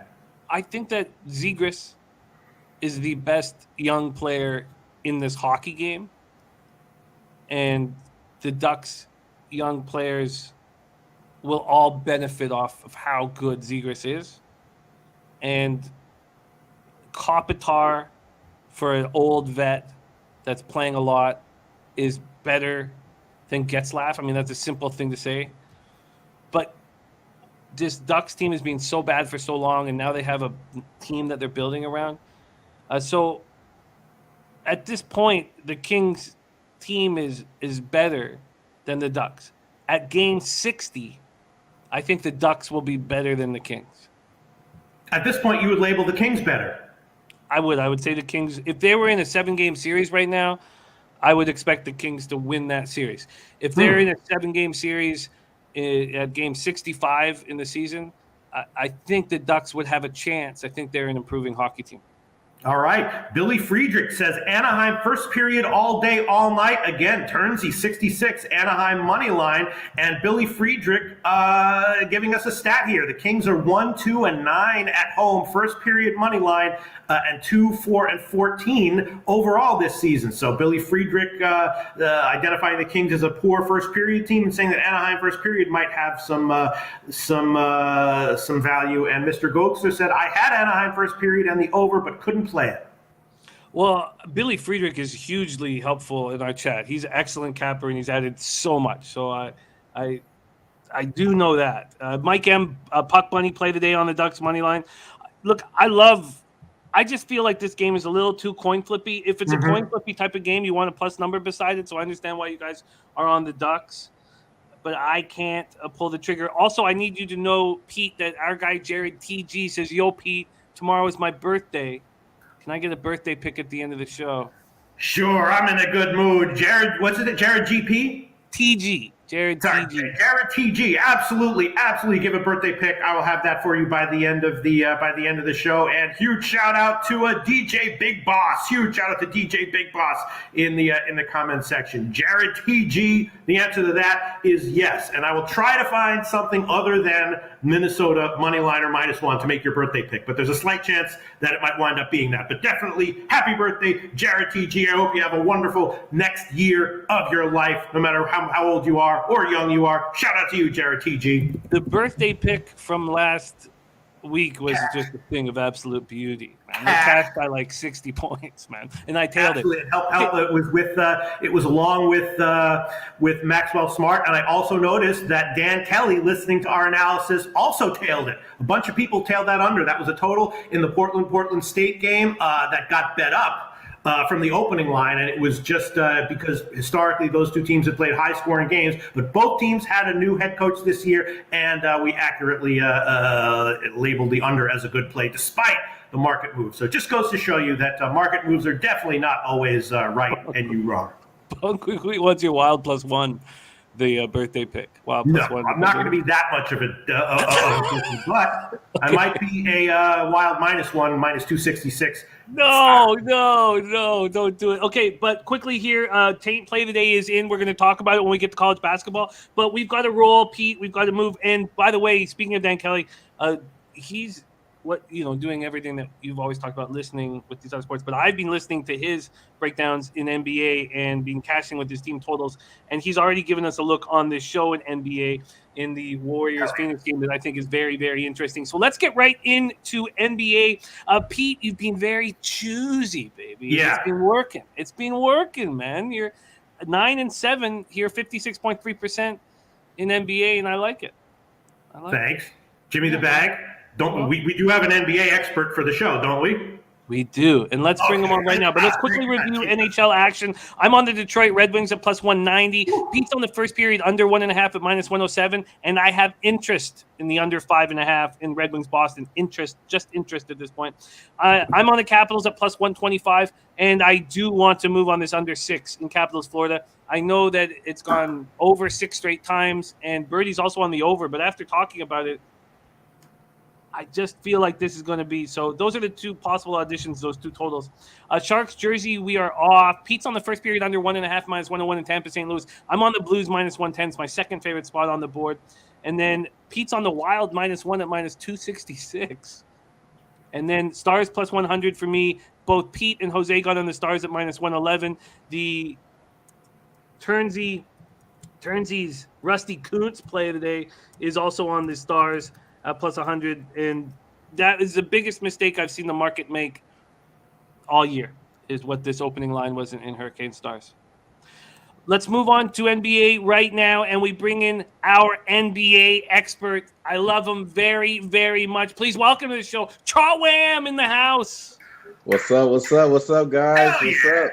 Hell yeah, bro. Hell yeah. What's going on, Trot Wam? I'm good. I'm feeling good, Pete. Man, happy to see you guys. Happy to be here. Let's get to this money, man. Y'all know how I do. Yes, that's why the background is green, because we want to get that cash. Let's get right to work. Wham, bam. We start about the money, and the blues about something else, but it doesn't even matter. Only the green about the money matters. Hell yeah. 7:30 p.m. Eastern. Bruce Shad, what's up? we got a beauty here to get this started. Dan Kelly says the important thing to remember when the Knicks are in Brooklyn is that there will be more Knicks fans in that building than Nets fans. Just listen when you are watching TV tonight. Our man, because we do track every single thing that we do here on the show. TrotWAM sitting at 12-12 on the show, down 0.44 units, average line minus 102. Let's get a big winning day and get right back into the black. Let's get started with this game. Have to think that this is a Brooklyn Nets bounce back spot, but the market knows that as well. Let's move over to what the market is saying here on spreads and totals. We have Brooklyn opening up at -6, and now they're -6.5. And from a total perspective, we have it opening up at 217, and now we see 216.5 on the board. When we go over to where the cash lies in this spot, we have 6,014 tickets in. 59% of the tickets, 85% of the cash on the Brooklyn Nets. Then you have 62% of the tickets and 88% of the cash on the over, but the market seems to be moving in the opposite direction. New York's pace in the last 5 games, 21st in the NBA, 97.1 possessions a game. Brooklyn is 5th at 100.1 possessions a game. Knicks 6-3 on the road. Brooklyn Nets 6-4 at home. Harden coming off one of his worst games of the season, still got a triple dub, 12 points, 14 assists, 13 boards in that 113-107 loss to the Suns. 39 points for KD. It was the 16th straight win for the Suns. Harden was 4-15 from the field, 7 turnovers. It's the 7th time that he's missed at least 10 shots, the 12th time he's missed or had at least 5 turnovers. The Nets are still 12-3 in their past 15 games and have yet to lose consecutive games all year. Kemba Walker is now on the bench. So goodbye, Kemba. Alec Burks is expected to be the starting point guard moving forward. He went for 23 Saturday in a 99-90 win at Atlanta. Derrick Rose is hurting. He's an ankle injury. He's questionable for tonight. Ski Profit in the house. Ski Profit saying under. Wham Bam. We're going to go to you right after we hear what Pistol Pete Loshak thinks about this Knicks Nets spot. Pete, what do you think here? Well, this is why I am nowhere close to being an NBA expert, because I don't know what the good bet is here, but I definitely know what the big factor is here, and that is Kemba Walker not being the point guard anymore for the Knicks. Obviously, it's been just one game, but the first game with Burks as the starting point guard was great. Of course, they won outright as a dog at Atlanta. It was low scoring, and when Walker was playing, statistically, it was just ugly. What the Knicks numbers were with him on the court versus with him off the court. So the question is just the huge boost that was expected when they switched Burks to the point guard that they got in the game against Atlanta. Was that a first game in that situation, high energy type thing, or is that something that we can expect to be what the Knicks are going forward until further notice? I have no clue, and that's why we have experts in the comments section, and Trot Wam will give us his thoughts on this very interesting handicapping spot. Knicks at the Nets. Trot Wam, take it away. Yes, sir. So I start off with that RJ Barrett's game time decision due to an illness, I believe. In this game, though, like you mentioned, Kemba being out of the lineup definitely improves their defense. We do know that he's kind of a little slow on the defensive side. And let's pull up the numbers here. Without him on the floor, the opposing team is with him on the floor. The opposing team is 12% better in effective field goal percentage. When he's off the floor, it goes from 57 to 45%. That's a big difference as far as what type of defense that you're getting with this team. And then also, man, come on, let's be honest. Alec Burks is probably their best guard, so it's only right that he's actually playing. Last game, 23 points, 7 from 17 from the field, 4 from 3, 4 3-point makes, 7 rebounds, 3 assists, and 2 steals. He's playing really good. But I really like the Jericho Sims kid, big center guy for this Knicks team. I agree with my guy, Ski. I'm riding with you, bro. I'm with this. I like this under a lot here, basically off the factor that, you got Brooklyn, not really known for their defense, but they actually are ranked 6th in defensive rating for the season. And then if you're looking over the last 5 games, Kemba Walker, without Kemba Walker on the floor, obviously is going to be a little bit more improvement on the defensive end. But even with him in the lineup, they're still ranked 9th in defensive rating. I think that you're going to see them play a lot more difference. We're going to get a little bit tighter here. Battle of New York. I know my guy P is going to be watching this game here. It's going to be an interesting game for me to watch as well. I like the under here. I would go that way. That's the way I did bet in this game, so we can actually make that official. The under, we have a 216.5 at minus 104 available at Pinnacle. I'll see if we can beat that. But let's lock you in right now. Yeah, I'm looking around. You can line chop a little bit, Jimmy the Bag, and I'll just look at some of these the comments and comment a little bit myself. Yeah, I don't disagree with that. In fact, I'd probably agree with it. My only concern though is just that it is a high intensity obviously game in New York, and the Nets are one of these great teams that wins most games, but they're just 50-50 ATS, but they've been going over. Trot Wam, Right. I think their last game went under, but they were going over in most of their previous 8 games, and most of these Nets games are going over, and this is not that high of a total, 216 or 216.5. So that's the only thing that makes me a little bit nervous. And also, James Harden being a little bit iffy offensively in recent games, maybe he'll go off here in a big game at Brooklyn. But then again, like you said, with Burks at the point, it gives a huge boost defensively to the Knicks. So I'm just concerned about betting an under with the Nets having played how they have in the past couple weeks. I just like how they match up with the big size. Like LaMarcus Aldridge been getting them a lot of production for the Brooklyn Nets. I don't think he's going to be able to do that with these big younger boys down there, even though he's probably a little bit more skilled offensively. I'm just thinking, and I'm banking on Harden to have continue to struggle, which he's already let us know he's continued to struggle there. I'm banking on that, so that's the way I'm riding. All right, sounds good. And Cuban Connect has a question about other games for Trot Wam. I have copied that comment down, and when we get to those games, I will ask them. Shout out to Cuban Connect. Shout out to you.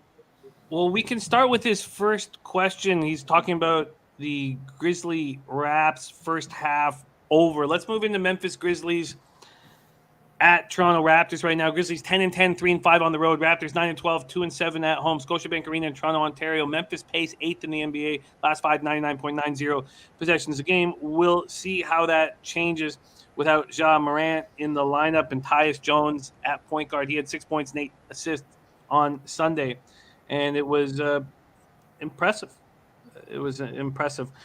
So they beat Sacramento 128-101 without Ja. They had lost their 2 previous games, including a 126-113 loss to the Raptors. Let's move over to the market here. This total opened up at 218. It's now down to 216.5 or 216. And Toronto opening up as 4.5-point favorites has quickly gone to 3.5-point favorites. Their pace over the last 5 games, last in the NBA at 95.50 possessions a game. When we go to the cash flow, 3,354 tickets in, 73% of the tickets, 84% of the cash is on the Raptors, and we've seen it move a point towards the Grizzlies. Then you have 65% of the tickets on the under. It's dropped a 1.5, but only 23% of cash is on the under. So a lot of mixed messages here. Raptors at home have been a huge disappointment, 2-7 in that 109-97 loss to the Celtics on Sunday. They had coming off a 2-4 road trip. Shout out to our guy Durrell, who gave us the Pacers first half, which was a very easy casher on Friday against our Raptors. But this is a beat-up basketball team. Anunoby with this hip pointer where they keep saying, oh, he might be back, and then they're like, oh, no, this is back to where we thought it would be. So he's already missed 6 games. Gary Trent Jr., he's so important to change pace. And with Trent Jr. and Kem Birch is so important with defense in the paint. And I love Birch. I love the way he plays. Van Fleet goes for 27 for the Raptors. He looks spectacular out there, but losing Anunoby's 20.1 points per game really, really hurts. Nurses said there's no timeline, and it looks like it's a problem. But the MRIs show no serious damage. So Desmond Bane, now the number 2 ball handler. We have Dylan Brooks, who's now rolling, and he's going to get the ball a lot. He had 21 points in that win. So very, very interesting spot here where we have the public on the Raptors, but a point move towards Memphis. You want to back a team in their first game without their star. Do you want to back them in their second game? Pete, what do you think here? Yeah, I mean, I was looking at this, and at first I was thinking it's a big Memphis spot. Both these teams going over recently, so I was thinking Memphis team total over might be a good way to go as well. But just like you said, then I started to think that maybe the Morant injury is huge, and also Toronto being aware of how underwhelming and underperforming and pathetic they've been at home is now in their heads. So maybe they'll at least for this game, try to have a better defensive performance at home. just psychologically, it might not be a great spot to bet against Toronto at home once again. I was thinking Memphis, though, and Memphis team total over. What do you think, Trot Wam? Let me make sure I get myself off mute. Thank you, guys. Okay, so no job, no problem last game, right? So obviously it was a lot of Desmond Bain involved in that there. And also Dylan Brooks showed up as well. The Raptors, this is they're off of a back-to-back. They're off the back-to-back here. Well, I'm sorry. This is a game where they lost back-to-back games. The last game that they won was against this team. So them being favored here kind of gives me a little worried. They only won 3 games this month, and one of those was against a team without Embiid and another terrible team. Well, I'm sorry, another terrible team. I believe I just had it here as well. My apologies, you guys. Sacramento as well. Yeah, my apologies. I honestly don't trust this team, honestly. But what I do trust is what Nick Nurse is saying, what he wants from Scotty Barnes. He wants Scotty Barnes to shoot more threes. Man, why are they laying the 3-point prop at a half of 3? So last night I did hop on this. Scotty Barnes over a half of 3. Just all he needs to make one is minus 115 last night. Right now it's at minus 143. I'm still going to make it official though. So I know obviously it's big. It's not that much of a long-term good thing to do when you see this big move towards this. But I believe that what he's saying, Nick Nurse, he wants them to shoot more threes. He had a career high in 9 attempts last game, made 4 of those attempts, shooting 41% from 3 over the last 6 games. Scotty Barnes is. I think he's going to get this done because as far as this Memphis team, they're ranked 28th in opposing 3-point percentage. Like my guy Ski said, these guys are not playing any defense for either team. So I do see the under here. But the only bet that I made was Scotty Barnes over a half of 3. Even though right now you could possibly get it at plus 300 at for the 1.5, but I'm just going to stick to the 1. All we need is 1, and I'll take it at minus 143 to get us out of this hole that we're in. Okay, sorry. And then my fault, you guys. My son as well. My son is right here trying to pull out cords. So y'all see me looking. I'm trying to make sure it's only me and him here. So trust me, I know what that's. I know you know, bro. Trust me. Scotty Barnes over a half 3 at minus 143, and this makes it so tricky here on the show to give out lines that are available right now and not stale lines. Right. It's so hard, and you handle it with such, you handle it so well. And Matty Ice, perfect. Thank you, Matty Ice. That's hugely helpful. So it says BetMGM has that prop at minus 130. Thank you, Matty. Thank you, Matty. Yeah. I appreciate you, bro. Over that's a half. 15 cents from what I had it, so I appreciate that. That's perfect. 13 cents better than what it is now. That's so helpful. Thank you, Matty, looking out for us. And then quickly, we had the question from our guy Cuban Connect saying, "I'm leaning Grizzly Raps first half over 105.5. What do you think of that spot?" Oh, and and Van Fleet over 18.5 points.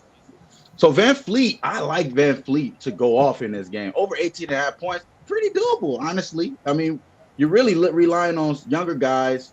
The only issue that I have with Van Fleet props is because he could get into a passing type. He could try to be a point guard at sometimes and try to get other guys involved. In this game, I'm not sure what type of pace it's going to be, but I think the 18.5 is probably a good money there, honestly. I could see him having a 30-piece out here, chicken nuggets there. So I would endorse that. It's something honestly, I do have those stats pulled up as well. My apologies there for not looking here after you said that. So Van Fleet, he's getting about 16.7 attempts, 7-point makes there, shooting at 45% field goal percentage, 9 attempts from 3. I mean, I know his 3-point prop is probably at 3.5, or if you could get 2.5 on the 3-point prop, I probably would take the 2.5 over the points, just because I know most of his shots, 9 of his attempts out of the 16 are coming from the 3. So that's kind of typically how I like to look with the props. I want to see these guys are going to shoot a lot of threes anyway because it's the new NBA. Maybe we could find a little bit more value in the 3-point prop. So that's probably the way I would go if I was to bet Van Fleet. But I agree with you with the points. I think he could get over that. And look at Ryan Scahill. God, these guys are just, I love the respect that they have for what you have to deal with by making these bets current prices. Ryan Scahill found it at minus 120 at Bovada. What?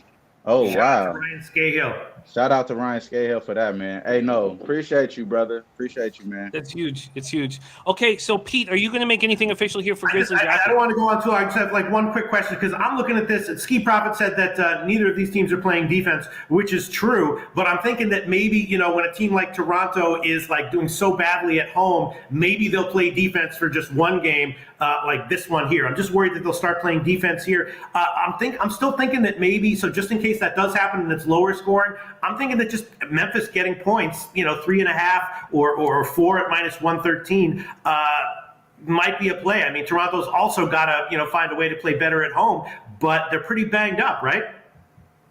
Yeah, they are pretty banged up. They're pretty. I let my guy talk about it because this is a game I was really interested in talking to you about as well, Jim, because you're just tapped in with the Raptors. What do you think? You think they're going to lock in at the house? Because I mean, at the house this year, you know, it's kind of suspect in my opinion. And now they're talking about it. They're getting it from all angles. Right. The press is all over them, what they're doing at home out here. They're all over Nick Nurse. They're all over. So that's my fear in this game. And this, why wouldn't we have a ton of fear of Seamus saying that this has been a 5-point move towards the under from an opener? Because I'm just using Pinnacle openers, which, you know, only shows that half-point move. But there's just so many mixed messages on this game that make me uncomfortable. And the main one is that Toronto's gone from 4.5 to 3.5. And they have 72% of the tickets and 81% of the cash on them, and that's just crazy to me. And you want to fade the team on their second game without their star. Jay Vegas says Raps bounce back and cover tonight, and he's on the under. That's crazy. You know what's crazy too? I'm just looking here. It seems like the last 9 meetings with Memphis being in Toronto, 8 times just went under. So when they go over the border, it's been going under as well in the meetings there. Yeah, it's probably scary there as well. I also forgot to mention that Scotty Barnes, I do like the over 3.5 assists. It has hit 4 of the last 5 games, 4 of the last 6 games. I'm sorry. So that is something I am possibly going to be looking to add. It's at plus money, something I'm looking at there, but I haven't made it official. So I'll just bring that up just in case there's somebody else like that. Razor Sharp Picks is on Memphis plus 3.5 is a top play for him. See, but wow. my problem is that Bane running the show with everyone else. It seems like that's kind of where this team is really good at. So I really like this Memphis team, what I've seen from them last game. But again, it was against the Kings. So, I mean, we could only hold that with a grain of salt, honestly. But I did like what I seen from them in that game. They were really taking their, not far as defensive prowess, but they were doing everything they needed to do on offense to come out with a big win. Well, so all we have at this point in that spot is a move from Wham Bam on over a half threes at minus 120. Let's keep rolling. Pete, are you going to add anything? No, but my lean is definitely Memphis, plus 3.5 or 4. But probably the best way to bet this game, I would say, is definitely player props for sure. And hearing Razor Sharp Picks on Memphis plus 3.5 is, I like that, man. Another sign. All right, let's move on. 10 p.m. Eastern, Golden State Warriors, Phoenix Suns, the game everybody wants to talk about. Opponents from the same division with winning percentages of 850 or higher, at least 20 games into the season for the first time in NBA history. Warriors 18-2, 7-1 on the road. Suns 17-3, 8-2 at home. We're at Footprint Center in Phoenix, Arizona. Golden State Warriors pace last 5, 19th in the NBA, 97.7 possessions game, while Phoenix is 5th at 100.10 possessions a game. We'll start with the market in this spot. We have the Suns opening up at -2. They're now -2.5. This total opened up at under 220 and has gone up to 222. And Dan Kelly says, here is a recommended play, Warriors, Phoenix, under 222, and in quotations, says OT is possible. OT is possible. Let's go over to the cash flow in this. We have 75% of the tickets on the Warriors, 81% of the cash, and a half-point move to the Suns. Then we have 30% of the tickets on the under, 56% of cash on the under, and yet it's gone up to 221.5 or 222. This is a wild. Suns haven't lost since October 27th, trying to get their franchise record-tying 17th straight win. The Warriors have won 7 straight, ran their winning streak to 7 with a 105-90 road win over the Clippers on Sunday afternoon. The Suns just completed a 4-game road trip: San Antonio, Cleveland, New York, and Brooklyn, and won them all. They just look so good. Frank Kaminsky leaves, and then we see JaVale McGee play better than he played in his whole career with the Warriors, and now he's going to go up against the Warriors. This is so much fun. This is so much fun. We get to watch this game at 10 p.m. Eastern here tonight, and I'll be almost done the NFL show by then. Pistol Pete, Loshak, Dan Kelly liking the under. I mean, it feels to me like we should bet the Suns and the under, but do you want to back the Suns after a 4-game road trip? It's a tricky spot. Pete, take it away.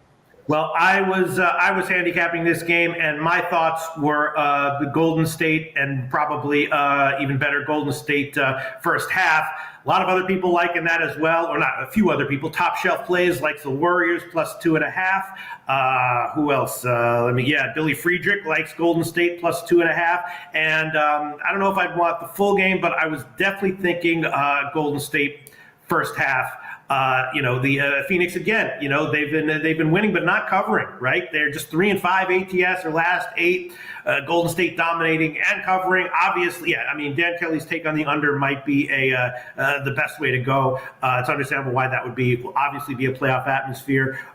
So I would be leaning under just because of what Dan Kelly had to say. And I was also thinking about Golden State and liking them a lot more. First half, Trot Wam. What's your take on this epic game on tonight's NBA card? Such an epic game, man. Such an epic game. My son is actually quiet right now. It's that type of epic game. 2 to plus 3 days rest. The Suns are 0-3 to the under. They're going under when they get the rest hit. Right. Oh, sorry. Maybe not too loud. Maybe not that epic. But going into this game, though, I'm only thinking on the Warriors. Before I started capping this game, and after peeling back all that stuff, I still can't find myself betting against the Warriors here because obviously on the road, they're pretty good. 6-2 ATS against the road, on the road. And this team, like you said, Pete, they haven't really been covering. One thing that I want to add out that kind of stood out to me here in this game and made me kind of want to stay away from the under is because the Phoenix Suns, they're allowing the 29th, they're 29th in 3-point attempts. They're not taking that many 3-point shots. Now, we know that the Golden State Warriors, that's all they want to do is shoot threes. That's all they want to do is shoot threes. They're number 7 in 3-point attempt, number 3 and that aspect there. But the only problem here is how efficient the Suns have been and how great defense they've been over the last few games here. And obviously this streak can end here. Like Devin Booker said, you guys are making it seem like this is the finals. They don't really have too much fucking worry about this game. They could honestly lose this game here. This is going to be one of those games that we're going to look back at. I'm sure once Klay comes back, I think they're going to play 2 games without Klay. So they're going to get 2 cracks at Golden State without Klay and probably Wiseman, this Phoenix Suns is. So this could be a spot for them to take advantage of it because they're at the house and, they got the rest here. The problem for me, though, is just, man, I don't want to bet against the Warriors, bro. So honestly, I was like, I'm not betting anything on this game until we talk about this because my first thoughts and everything I'm thinking is Warriors. I'm agreeing with the chat here. That's the only way I'm thinking. As far as the total here, yes, I think the under is pretty much live here. But the only problem here is how efficient these guys can get.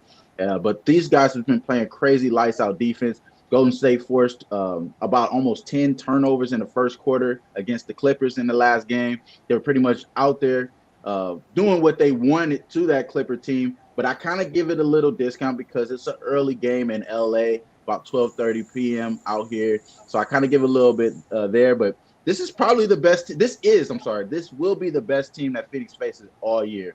So if any regression, it will be in this game. So that's the reason why I like the money lines. I feel just way too much value. How many times are we going to see the Golden State Warriors as an underdog? So you may want to have to take it while we can here, but that's the way I'm leaning. If I'm making any addition, it's going to be money line Golden State. On this game. That's the only way I'm probably going to go rather than that under there. I like this Golden State full game. That's the way I would go. There's a ton on the line here, and I like Dan's look on the under a lot. I also wonder if we should just get rid of the hijinks and take the first half under. Get the hijinks out of there, because what do we know if the Suns are up 8 and there's a minute left? Is there going to be a 20-point minute?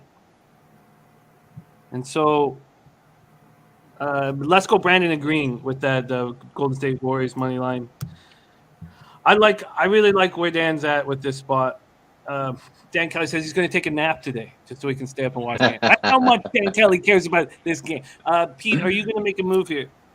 Jared TG says Golden State actually usually plays better in the second half, which is true. But this is again a bit of a unique game, not sort of just a standard NBA regular season grind game. I'm going to take Golden State first half plus 1.5 minus 112. I don't quite want to take them full game because this is one of those games where the team that's down at the half might get a fire lit under them, and if Golden State is up at the half, I would be very scared about Phoenix coming out on fire in the second half.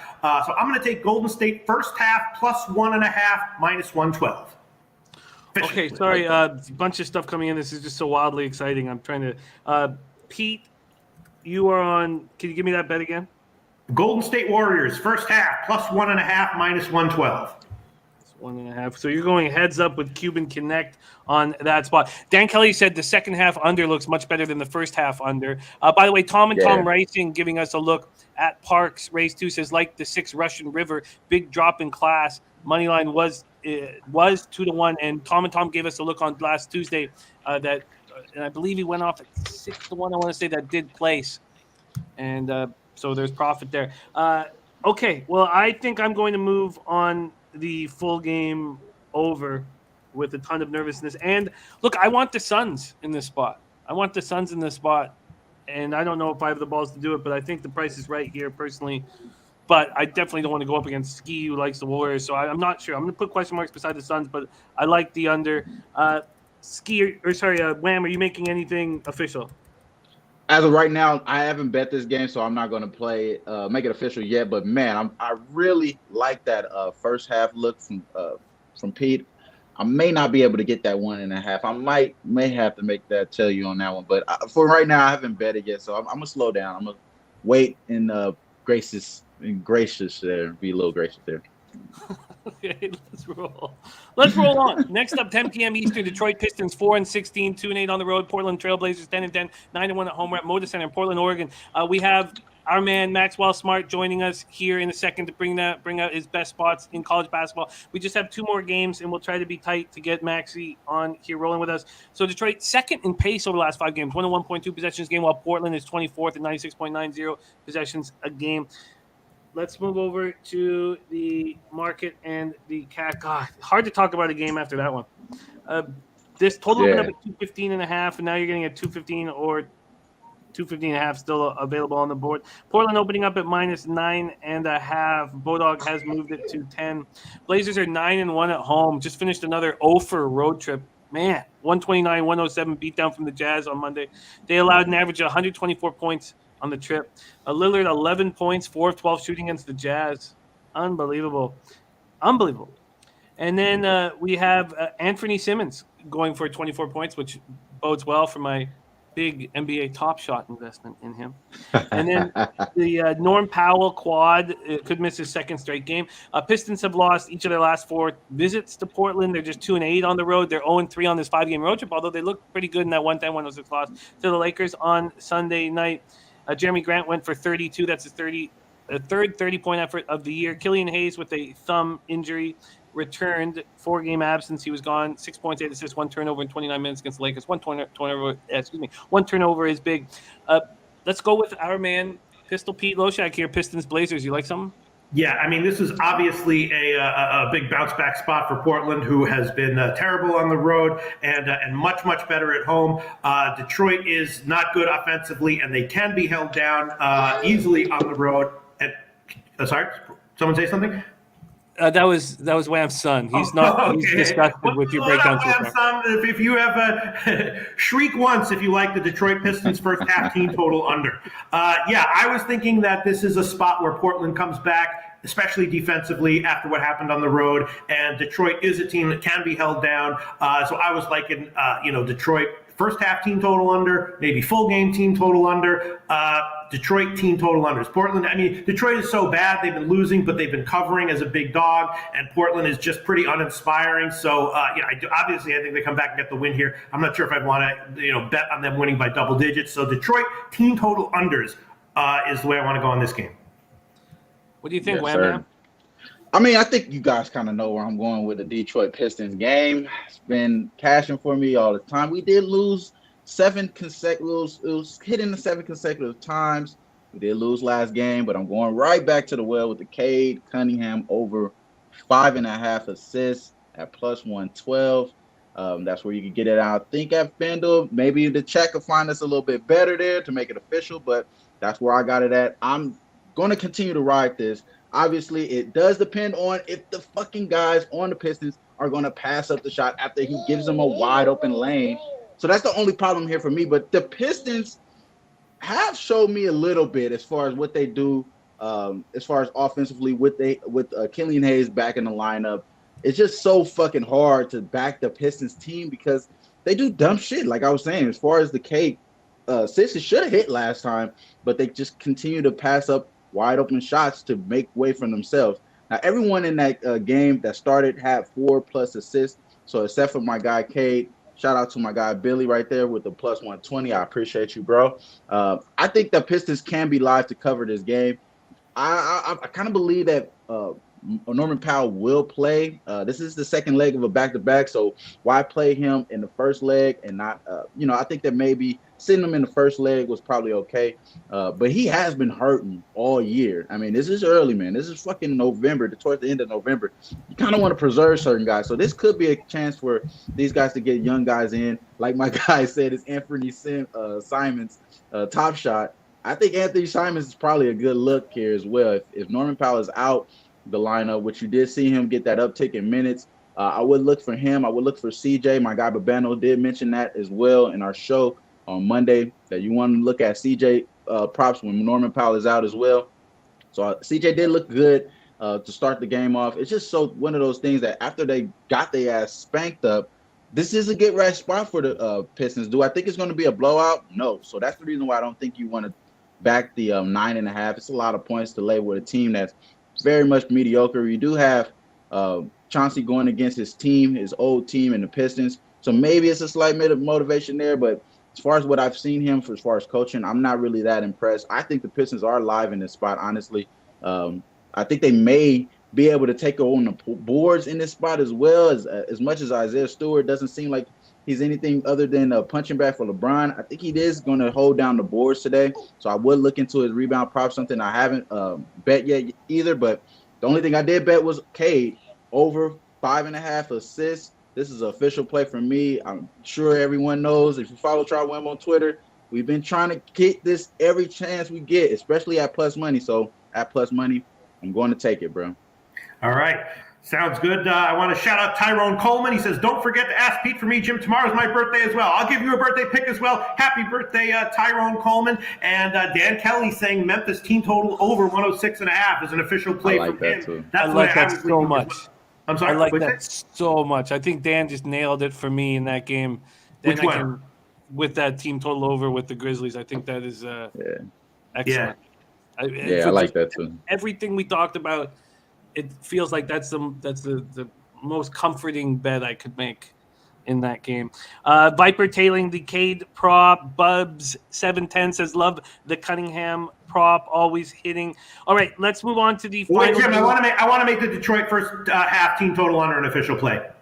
I think that's a really good look too. 52.5 minus 110. It's just because Portland just had 3 horrible defensive games on the road. They got to come back and get it right. Maybe Detroit, puts up a bunch of points and they relax when they get tired in the second half. But they got to come in and have a good defensive game at home against a team that can be held down. So Detroit first half team total under 52.5 minus 110. I'm seeing that right now at Heritage. I love all this stuff, and I love the opportunity to get to sit with it afterwards and stare at it for hours. Last game before we break into NCAA basketball with Maxwell Smart, 10 p.m. Eastern. LA Lakers 11-11, 3-5 on the road. Kings 8-13, 3-7 at home. At Golden One Center in Sacramento, California. Lakers pace last 5, fourth in the NBA, 100.15 possessions a game. Sacramento 15th at 98.45 possessions a game. Let's move over here to the market. The Lakers opened up at -5. They're now -4 at Pinnacle. Sports Interaction and Bet365 have moved it to 3.5. This total opened up at 227. Now we see 226s on the board. When we go over to the cash flow, I don't know if I mentioned this in the Pistons game, but Blazers have 61% of the tickets, 78% of the cash, then 49% of the tickets, 56% of cash on the under. In this game, we have 3,972 tickets in. 32% of the tickets are on the Kings and 45% of the cash. We see the market moving towards them. That all makes sense. Then 45% of tickets are on the over, 57% of cash on the over. We just saw the triple overtime game between these two, and now we get to watch them roll again. So 141, 137 for the Kings. De'Aaron Fox went for 34. Buddy Hield, 25. Bagley, Davis, and Thompson all went for 13. Sacramento had 71 bench points. Then both teams did not look good following that. So now they meet again.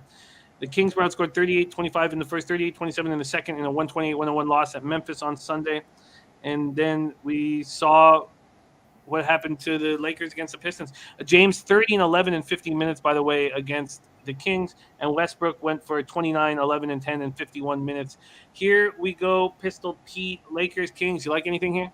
I mean, I just want to hear what everyone has to say about it. This is a classic situation of me knowing betting and not knowing NBA. From a betting perspective, this has to be a play on the Lakers. But then again, they've been terrible ATS all season long. So maybe the Lakers are a team that you want to, it's just a fade or pass team until further notice, even in spots like this. What do you think, Trot Wam?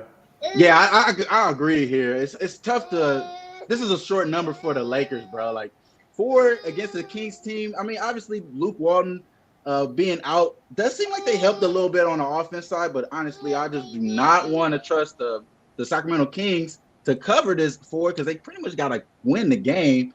And we know that there's a little bit bitterness here from the Lakers. They did make some remarks. Do I trust AD when he says we're going to get that payback? We're going to get that payback is verbatim what he said. I don't fucking trust you, bro. You know what I'm saying? And I'm a Laker fan, man. Believe me, I want us to blow these guys, steamroll them as much as we can. But one thing that's fucking concerning to me, LeBron playing the last 33 minutes in the last game in overtime, that's very, very, very skeptical in my opinion from a Frank Vogel team here. I do like MMA locker room. He's been killing he's been fucking spot on with the Sacramento Kings. That's his team. He says over 225. The Lakers, man, they're fucking 28th in opposing points per game. And they're scoring the number 2 points per game. So they're giving it up and scoring. They just can't cover the game. They're winning in certain spots here, but I just don't think that. Man, look at that. 0-5, 1 day rest. Come on now. It's just the Lakers, bro. I think that has a lot to do with their opponents here as well. There's a lot of motivation behind this. I think the Lakers will steamroll them, especially without Barnes being in the lineup. They do have Rashawn Holmes expected to be in. I like the Lakers. Don't get me wrong. I like the Lakers here in this spot. Obviously, it's a bounce back spot for them. They have to get right sometimes, right? And then what you did mention, though, Jimmy, I don't think they're going to get 73 points from the bench probably ever again in the season, honestly, for Sacramento Kings.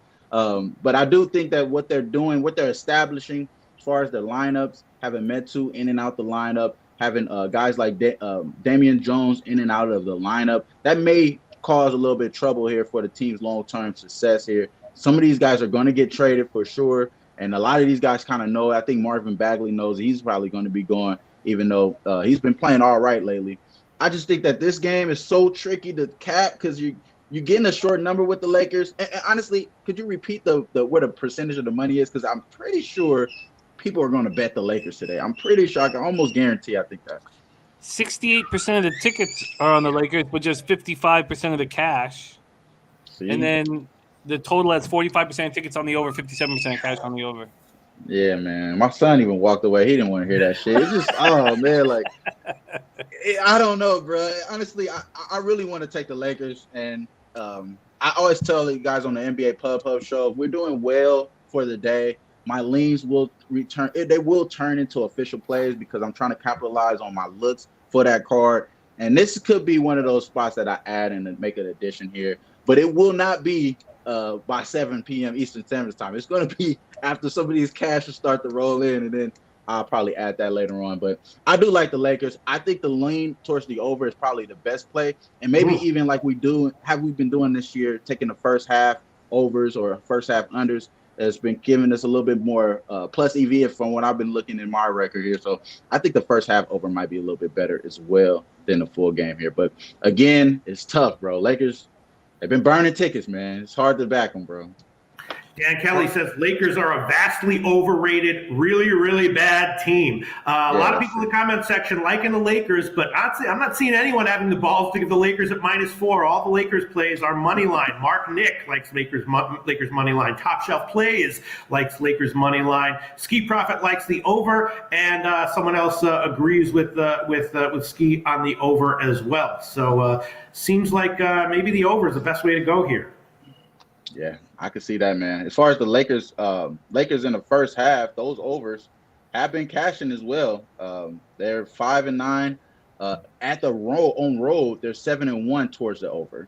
So they've been going over the total on the road in the first half. That probably, now that I think about it, that may make the most sense in this game here. But again, nothing official. I'm gonna keep my hands up. Be gracious, bro. I'm going to be very gracious as well. I'm going to pass on this one. Let's review all of the action here on the show. I have not made anything official, but I expect to bet both of Dan's looks here. I really like them on the Grizzlies team total over, and I like the under. And I also think that, look, the Warriors have been so good, and I don't want to get in the way of them. But it just feels to me that this game means more to the Phoenix Suns right now than it means to the Warriors. And this is the Phoenix Suns team quite likely that we're going to see in the playoffs, and this is not the Warriors team that we're going to see in the playoffs.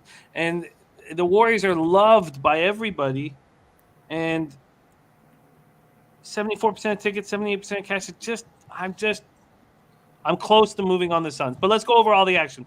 First off, the sweaty Butcher's prime cut play of the day. Julius Randle over 9.5 rebounds at -120. Shout out to Sweaty Butcher.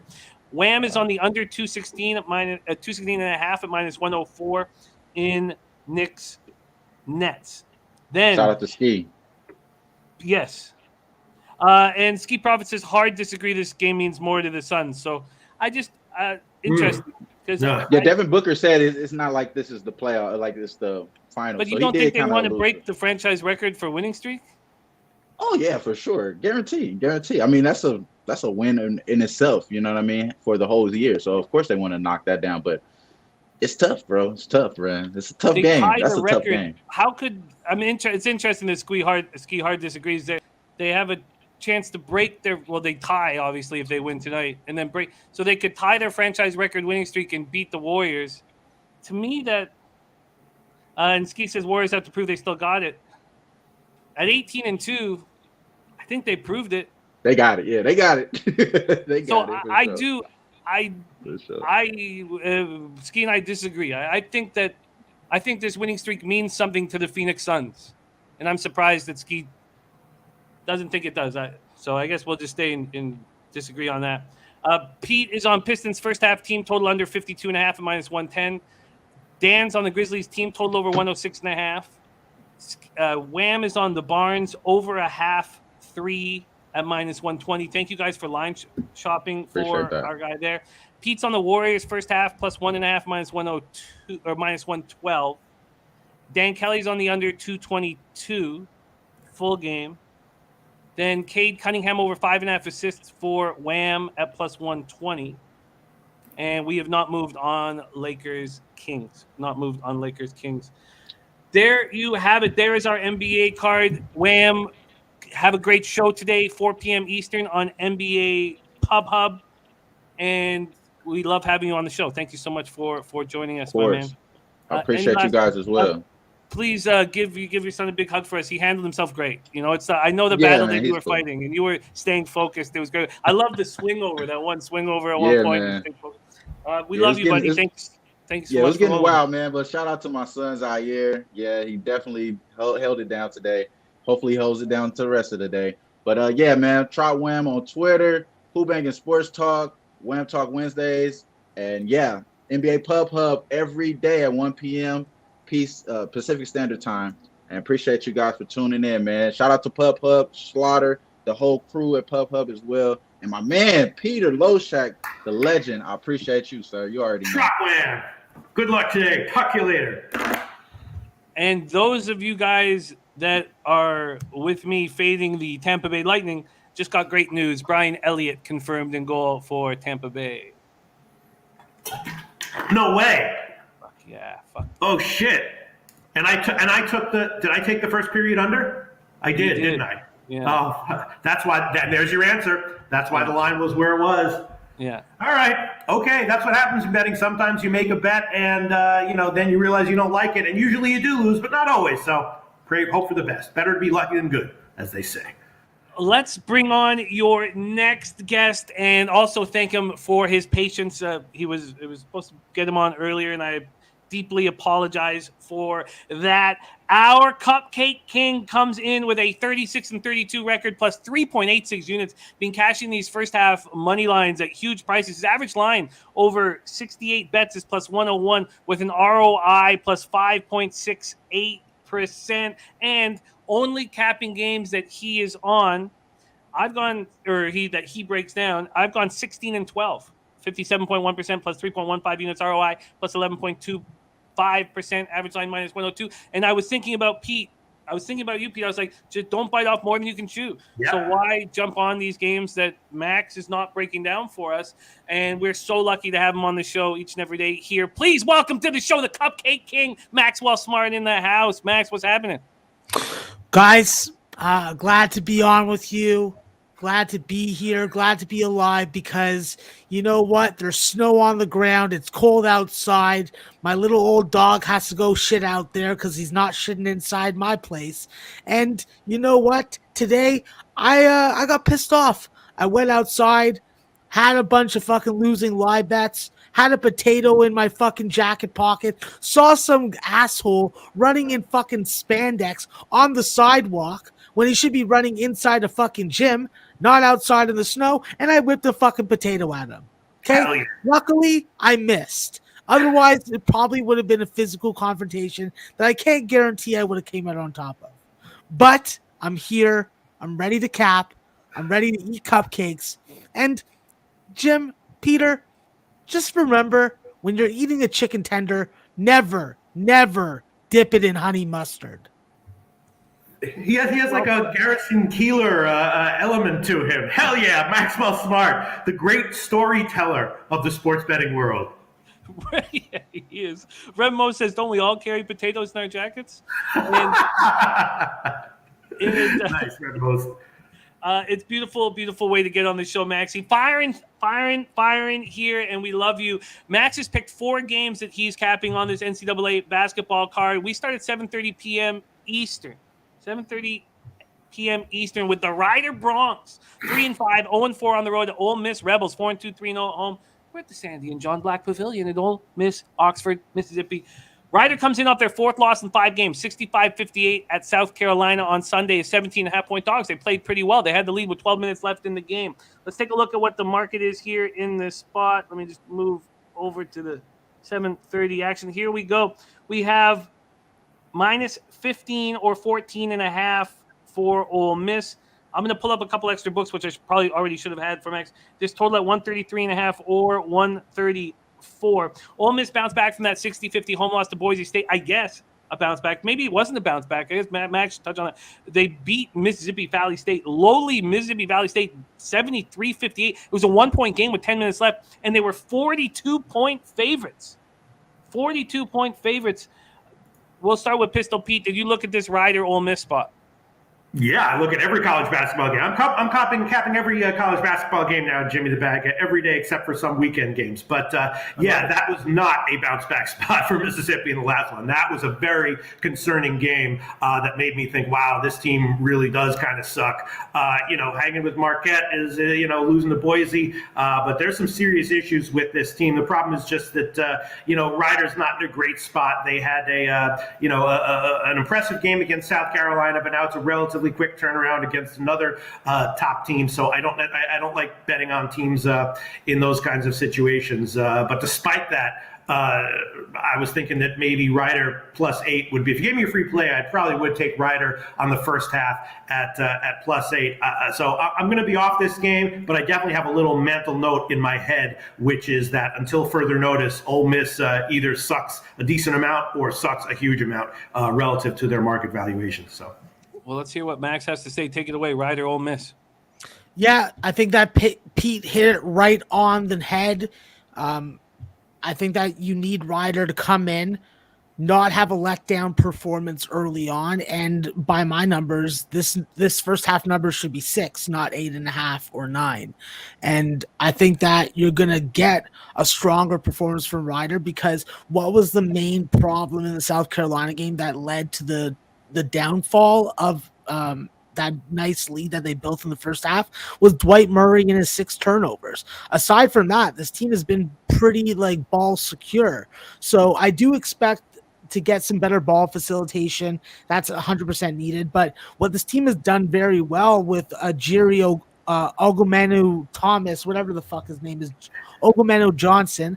I always butcher people's names. It's one of my specialties, Peter. But this guy giving you some good rim protection, giving you some good 2-point scoring load on the low block is going to be very important, because you're going up against Nasir Brooks. You're going up against Luis Rodriguez. When you're talking about this Ole Miss team, though, I don't see that game-changing offensive weapon that the Brian Tyrese that we've seen in the past. So Jarkel Joyner is the guy that's going to have the ball in his hand a lot. He's going to play heavy minutes. He's going to be expected to rebound. He's expected to facilitate. He's going to be expected to score. If you can contain him, and you can also take advantage that this may also be a look-ahead spot for Ole Miss, I think limiting foul trouble, being aggressive on your ball defense, pressing, trapping, changing it up, and not letting Ole Miss get comfortable in their half-court offense is definitely going to be beneficial. You can win at the free throw line, and you can win on the offensive glass versus Ole Miss team. If that is going to be the difference, I think that Ryder first half and full game both have value. Getting a worse number than I bet full game. But, Jim, if you can get me a 9 at Pinnacle, I would like that for the first half, and I would also like full game. Yeah, I was looking at this, and when I capped it, it was 8, and now it's up to 9, the first half line, which is just a pretty interesting move. Again, these moves are not necessarily correct, but it's definitely worth noting. I would agree with you. It's just a head scratching spot a little bit for me. Locked in. Ryder double up first half +9 at -112, full game at +15 at -110. And Steve saying, Pete, want to bring back your streams for second half plays. I was thinking about that. I was had a nice second half casher with Ohio State, Florida over. I was thinking about that. I don't know. We'll see. Well, if there was ever a day in the week that you would want to do that, I know that Pub Sports would be very interested in. All right, maybe we'll think about that. Yeah, it is fun. Yeah, man. Yeah, think about it, because they would jump at the opportunity to roll with that. Maxwell Smart is on the board, baby. Ryder first half +9 -112, full game +15 at -110. And again, our Maxwell Smart is hitting at 52.9% +3.86 units with an ROI +5.68% in 68 bets here. Let's keep rolling with NCAA basketball, and you can catch Max breaking down a lot more games at 5 p.m. Eastern. This is a little taste for you, just a little taste to keep you coming back. 7:30 p.m. Eastern, Tulane Green Wave 2-4, 0-1 on the road at Charleston. Cougars 4-2, 3-1 at home at TD Arena in Charleston, South Carolina. Tulane sees its first action since returning from the Bahamas. They closed the tournament with 2 straight tough losses, 68-7 to Toledo as 3-point dogs, and 68-64 to Valparaiso as 4-point favorites. bring up the market here for this Tulane spot. Charleston opening up as 2-point favorites. That's moved to 3.5. This total at 149.5 has moved to 150.5 or 151, depending on where you shop. Charleston snapped their 2-game losing streak with a 68-66 win at Chattanooga as 8.5-point favorites on Saturday. Pistol Pete, Tulane, Charleston. Well, even before you sent me this game, Jimmy the Bag, I did look at this game, and I took Charleston -2 on the overnight line. I swear on my life I did. Tulane has a lack of height, which Charleston, is not well suited to take advantage of. But I think they're more talented and deeper. Tulane has, that one great scorer, and then the rest of the team is there's a big drop off there. Charleston also, I think, prefers a fast pace, and I think we're going to see that in this game. So I was thinking maybe Charleston team total over as well, 77.5. I did take them at -2 on the overnight line. Now at -4, that's pushing it a little bit because it is a relative. Charleston doesn't have that much of a talent edge over Tulane, and also maybe Charleston team total over at 76.5 is also something that I would consider. Let's see what Maxwell Smart has to say. Take it away. Yeah, with this Tulane-Charleston matchup, Pete and Jim, I think that this could be a look-ahead spot for Charleston. Hopefully it's not, and hopefully this line movement is correct in the line move, because I also took Charleston on the overnight line like Pete. I do a lot of my work in the wee hours. And I think that with this Charleston team, the key for them is going to be playing that up-tempo, Winthrop style of basketball, attacking the rim, not settling for three-point shots, putting in that extra work to get to the rim, because we know that jump shooting is usually the lazy way when it comes to college basketball. I think that there definitely is going to be some nice home court advantage for Charleston from a total perspective. This team definitely is a lot more comfortable scoring at home, and coming off a very impressive come from behind win against Chattanooga when they were down 8+ at halftime, definitely speaks to the character and the depth of this team, because Brendan Tucker in that game played only 7 minutes. So we've really seen Rainey Smith come to the forefront and really give you some unexpected production, at least from my projections. And he's scored in double digits in 5 out of 6 games so far this season. So with him and John Meeks, the Bucknell transfer, you've really seen a change of the guard when it comes to who's going to be the number 1-2 scoring option. And I think that while Charleston definitely is a volume shooting team, don't let the percentages fool you. They still can get clips at 76.5 and get into the 80s at home. And that's what I'm counting on. I think that this team is going to get to the free throw line. They're going to be able to play good 3-point defense on Tulane. And of course, you got to shut down Jalen Cook with that 21 points per game. Kevin Cross, that's the guy that you got to attack early, try and get into foul trouble, because like Pete said, this is a Tulane team without a lot of trustable and serviceable front court depth. So they do play a lot of 4 out. And with Tulane, it is important to note that it has been difficult for teams to put them down.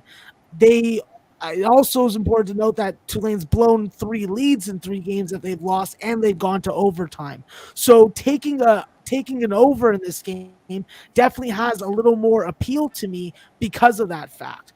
But the way that I want to attack the game, Jim, is that I want the first half over, best number that you can get me, and then I want to take Charleston first half, because I want to see the matchup.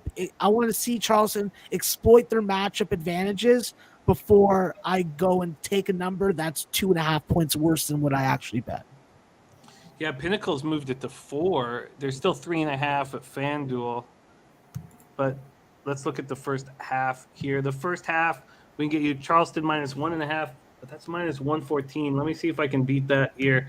I'm going to shop around a little bit, see if I can beat that. But that's the first spot, is the Charleston first half.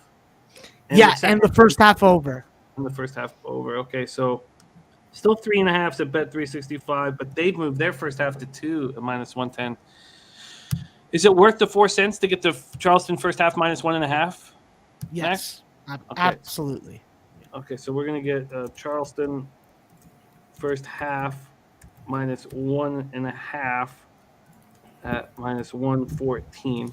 And we'll see what Pete is going to make official here in a second. Let's move over to the first half total over here at Pinnacle. We're getting a 71.5.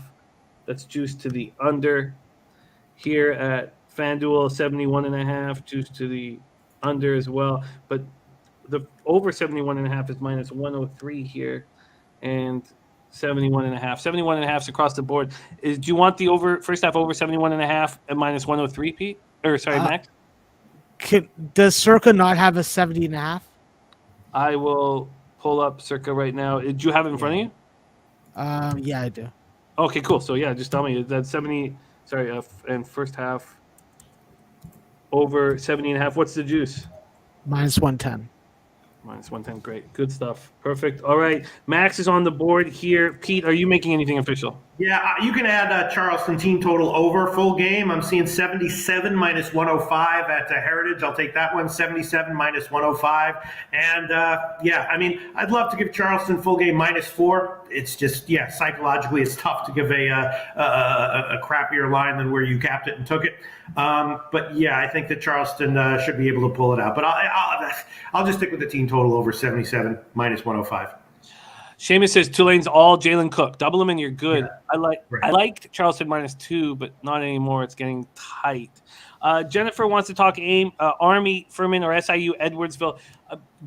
Some of these games we have a question and answer part in our NCAA net profits with Maxwell Smart and Connor Mack. Here, we're just going to talk about the games that Max is making moves on. We're going to talk about Pistol Pete's added action that he wants to make official, and then we're going to talk about the Matty Ice Taint play of the day, which moves us on to our next spot, 8 p.m. Eastern. Texas State Bobcats 4-2, 1-2 on the road at Rice. Owls 4-3, 2-0 at home at Tudor Fieldhouse in Houston, Texas. Texas State comes in off their third straight victory, easy 92-47 win over Div 2 Laterno on Wednesday. Rice comes in off their second straight loss, 84-74 to Fordham, a 6.5-point favorites in the Gulf Coast Classic in Estero, Florida. Let's give you the market here. We have Rice opening up at minus 2.5, being an 8-cent move towards them at Pinnacle, but they've kept it 2.5, 3 at the other books. Then we have a total that's dropping fast, open at 143.5, it's dropped all the way to 139.5. Pete, you looking at moving on this game? Yeah, at first glance, statistically, it was very, very close and dead even to me, and I was wondering why Maxwell Smart took it. But now I'm thinking that maybe Rice is the play. I mean, they had 3 pretty pathetic games at neutral courts, but their 2 home games this year have been pretty notably impressive. Any team that does well against Southern goes into my brain as a notable performance. They were a double-digit favorite and covered pretty easily, and also against Pepperdine. So now I'm thinking Rice might be a nice play. The market has moved that way. I'm thinking maybe Rice at 2.5 or 3. Let's see what Max has to say. Take it away, Max. Yeah, Pete, I'm looking the other way. I'm thinking that this is the Texas State team that, while definitely looked bad in some routes against some SEC teams, I think that this is a matchup and a series that they've definitely won with defense, but this year I think that this is a very different team. This is a team that definitely has increased scoring. They have definitely a less stout defense than we've been used to, and they've already shown that they can win wire to wire, lead in the first half at halftime, maintain and not blow that lead. They're a team that's definitely going to have to limit Rice's high volume 3-point attempts, but what's going to be playing into that for hopefully Texas State's favor is the fact that Quincy Oliveri is now relegated to a bench role, shooting 17 or 15% from 3-point lines. So I think that's a plus for Texas State. And when you look at these Texas State guards, whether it be Shelby Adams or freaking Caleb Asbury or Mason Harrell, what's consistent about them? They're all shooting 40% from the 3-point line, and they're all hitting over 80% of their free throws. So I'm not going to have to worry about this team right now at this point in the season leaving points at the line, and that's something that is definitely a change. I think that Texas State is going to go get to the line, penetrate the rim, score at the free throw line. Max Fiedler is a nice center for the conference, but I just don't think that this Texas State team, with how gritty they are, is going to be stopped. I think that they're going to win with defense. They're going to score 75 points, and I just don't see this game not going over.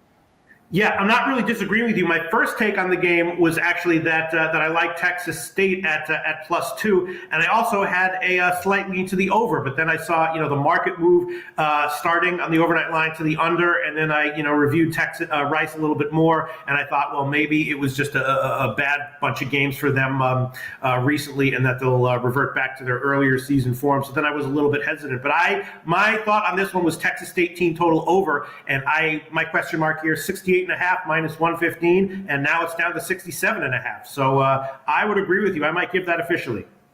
Yeah, I think that this line is just going the wrong way. I think that this is just the impression of last year's team thinking that Texas State's going to do just enough to win games and score just enough points. But I think that this is a much more high octane drive-oriented offense than we're used to seeing. So they got to win with team basketball. They got to win with scoring off their defensive turnovers. I think they're doing it. So let's go Texas State. Bobcat time. Bye-bye. You can make that official for me, Jimmy the Bag. 67.5 minus 116. Texas State team total over. Texas State team total over 67.5 at minus 116. And Max, do you want the +3 or do you want the money line? I want the full game money line. I want the first half money line, and I want the team total over with Pete. Ooh, wow, Max getting after it. So Texas. Yeah, I mean, and Poker Addicted 79 says Rice are world beaters at home. Rice or nothing. 6-0 ATS last 6 as a home fave. And yeah, their last 2 games this year at home again were pretty impressive to me.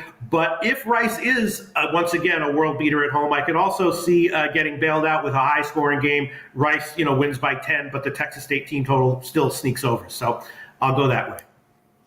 All right, I'm going to line shop. You know what? If anybody could help and find anything better than this right now, at Pinnacle, I'm getting Max a +122 first half and a full game at +130.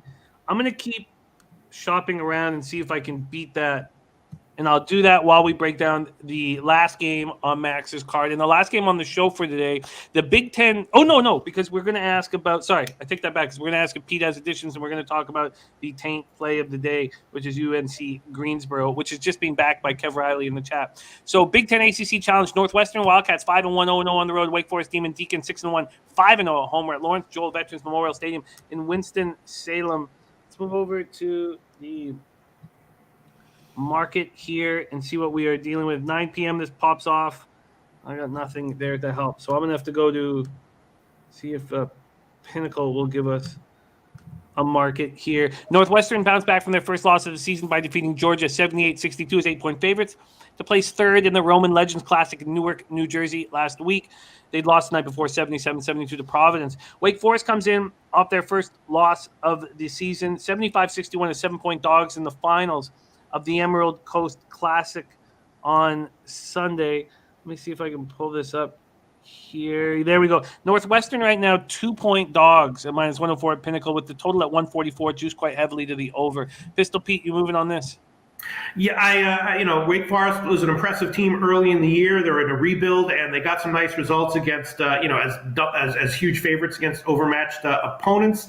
The LSU loss is a little bit is quite forgivable. The Oregon State loss is a little bit less forgivable, but ATS loss and the game going to overtime a little bit less forgivable. Not that bad, but I do see Northwestern as just sort of a more disciplined, complete team at the moment. I haven't bet it yet, but I would definitely be leaning Northwestern, and I'd like to hear what Max has to say about it.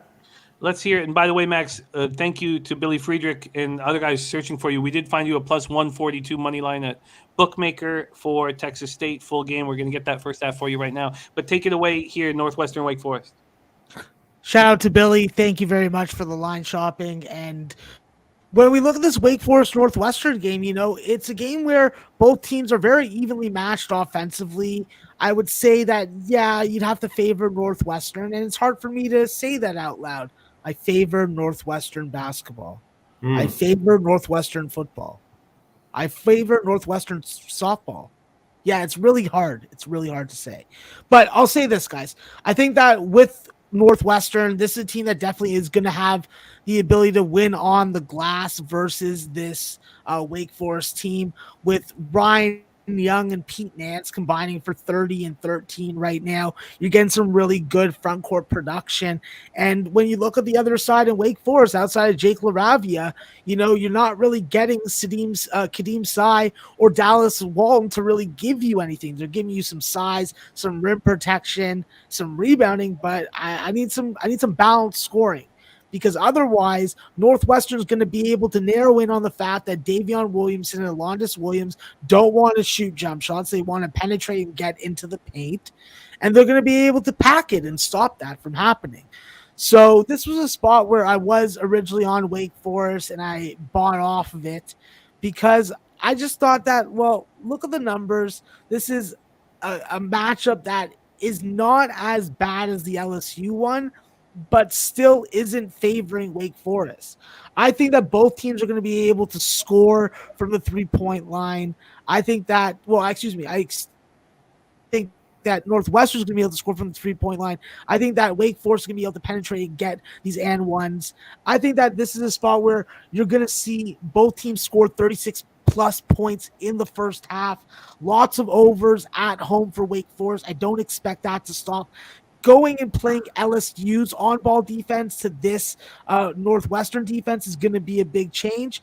And I think that when it comes to three-point defense, it is critical for Wake Forest to shut them down. I just don't think it's going to happen. So I think that this is a spot where we look at the first half over and not get worried that the line is going the other way. All right, let's get over there and line shop for this first half over. Pete, is there anything you're going to make official here? My lean would be a Northwestern team total over, which would be 71.5. I think that, and a lean to Northwestern +2 as well, or the money line. And first half, Northwestern first half, lean that way, but I don't know if I can make them official. We have a first half total at 67, I believe. It's over 67, but it's juiced to -117. So I'm going to line shop. While I do line shop, would love to talk about. So I'm going to do that while we're talking about the next spot on the board. And that spot comes courtesy of none other than our guy, Matty Ice.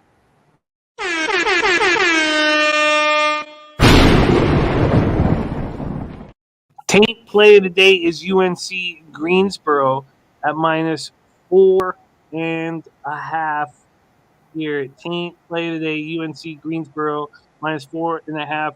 This opened at -6.5 and has dropped all the way down to 3.5 against Elon. A huge market move towards Elon, and that never scares Maddie. Did you take a look at this Elon UNC Greensboro spot? I'm a little bit concerned and confused about the line movement because I have Elon circled as a really bad team. They're like the LA Lakers of college basketball, really bad and really overrated. Except they don't even win their games; they just lose ATS. They had a nice cover against Florida to start the season, but Florida was not in a good way to start the season either. And then their performance so far has just been awful. And again, we've talked about how Ole Miss is a team that I now have circled as very, very overrated. And Ole Miss blew Elon out and covered, and all of their games have been just a little bit embarrassing from an ATS perspective. So I'm not sure why the market has moved in their favor. Yeah, it's still 4.5 at FanDuel, 3.5 at Pinnacle, 4 at Bookmaker. Max, what do you think of this market move towards towards Elon? I really don't understand why it moved that way. I have Greensboro winning this game by margin, and with me in this game personally, I think that when you look at Greensboro, you take unders in their games unless they go to overtime. So I looked at the under in this game. Oh, no. All right, so does anybody want to make anything official here in this spot? No, I'll pass for now, but it's definitely an interesting line move, and I'd be thinking about maybe even team total under maybe. I'm having difficulty finding a book with not much juice on this first half over, Max. The FanDuel is 67.5 at -118. but Pinnacle at 67 at minus 117. I'm going to see if we can find better here. And first half, 67.5 minus 110. Would you want the 67.5 at minus 110 or the 67 or minus 117? 67 minus 117, please. Okay, let's lock that in right now. Pete, is there anything that you wanted to add to your official record book? No. I mean, do you want me to just go over some of a few of overnight lines that I did take, and Max can respond or not if he wants? Sure. All right, I did take a nice shot with San Jose State -1. It's now up to 2.5 against South Dakota. Not that San Jose State is anything special, but I think I've been impressed with them this year, and I think they should win this game. So I took that one.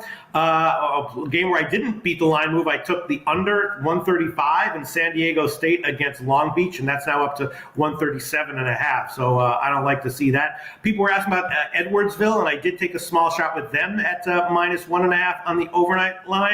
And I also took a shot with Tennessee Tech team total over, a little bit of a revenge game there, and I vague lean to Tennessee Tech, vague lean to the over, and a much bigger lean to the Tennessee Tech team total over. So I like that one, and I am leaning towards where is it? Towards Clemson against Rutgers. Although I didn't make that one official yet, I didn't bet it.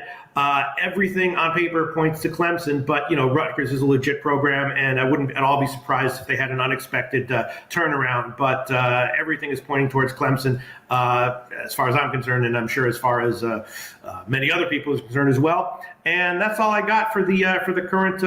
I only looked at the overnights. I didn't look at any of the games that didn't have overnights. So that's what I got for college basketball, Jim. Max, did any of those spots jump out at you? Yeah, a bunch of them, but you have to go back over them one at a time. San Jose State, I took a shot with them. I got -1. Now they're up to 2.5. Yeah, I bet the money line on San Jose State. I think that we're going to see an offensive performance out of them, and I think that they win the game by margin. So yeah. I did not agree with South Dakota being a favorite at all in this game. Small, I took San Diego State under 135. Now it's up to 137.5. I know that Long Beach State can be high scoring, but they can also be held down. San Diego State, I think, will play their standard game, determine the pace, and I'm a little bit surprised to see it going up. And maybe that's because of a recency bias, because of the Virginia Iowa State. Who did Virginia just play? The game went over. Right? Virginia's last game. Right, yeah. And that one also had a low total. I was on the over on that one, though. This one I'm on the under on this San Diego State game.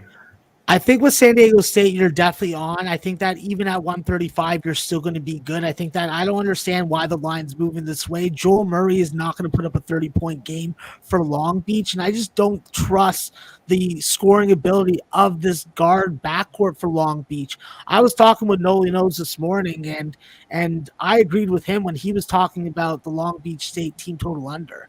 I think that it's right. San Diego State plays some stifling defense tonight. Yeah, I actually kind of would lean San Diego State team total under just because they just aren't looking like they're motivated to blow out these 20-point favorite teams that they're playing. But yeah, so I took the under, and I was on the over in the Virginia game, just for all the people who are like, oh, the Virginia game had a low total, and that got bet down, and that went way over. I was on that over, and then I did take Edwardsville at -1.5, just kind of a fade of Omaha.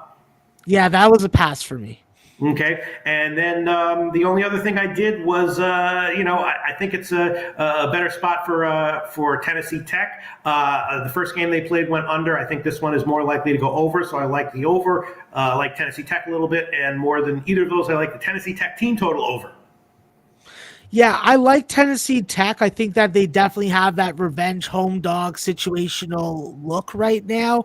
And I do like the fact that Keyshawn Davidson, and Junior Clay are playing so well. But I think that's going to be about Amadou Ciela in the middle for Tennessee Tech if they're going to have a chance against Chattanooga tonight. But I tend to agree with the Tennessee Tech look.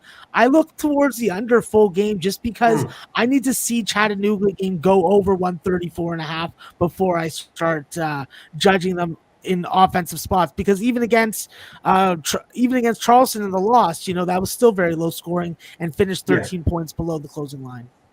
Yeah, I hear you on that one. Beautiful. Beautiful work from all. Thank you, Maxwell Smart. I know you have such busy days here with college basketball. Making the time for us means the world to us. So thank you so much. Let's review action here in NCAA basketball. First, Taint, UNC Greensboro, -4.5. Market moving against Taint, but Taint shows no fear.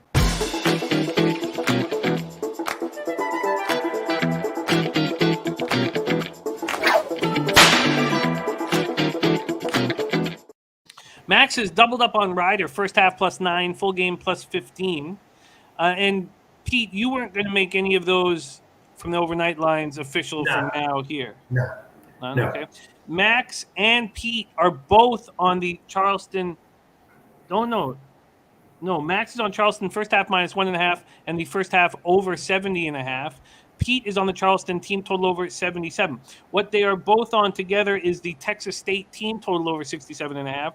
Then Max has taken Texas State first half +122 and full game +142. Max is on the first half over 67 at -117 in Northwestern Wake Forest. Catch our guy Maxwell Smart today and every day, Monday through Friday, alongside Connor Mack in NCAA Net Profits. And follow him on Twitter at CBMS420. Max, thank you so much for rolling with us, man. Any last words for the cappers supporting the show who won't touch honey mustard with any chicken product? They promised me that. Well, obviously, shout out to the best chat on the internet. I already fucking said it once today. I'll say it goddamn again. You guys are fucking awesome. Pub Sports, shout out to you. Jeff Slaughter, you know what it is. Fuck with their eyes open. And my fire alarm is going off, so I'm about to leave. Let's go eat those cupcakes, get those winners, and let's not visit ladies of the night under a bridge like I had to last night. Oh, I love it, Maxwell Smart. And look at respecting fire alarms.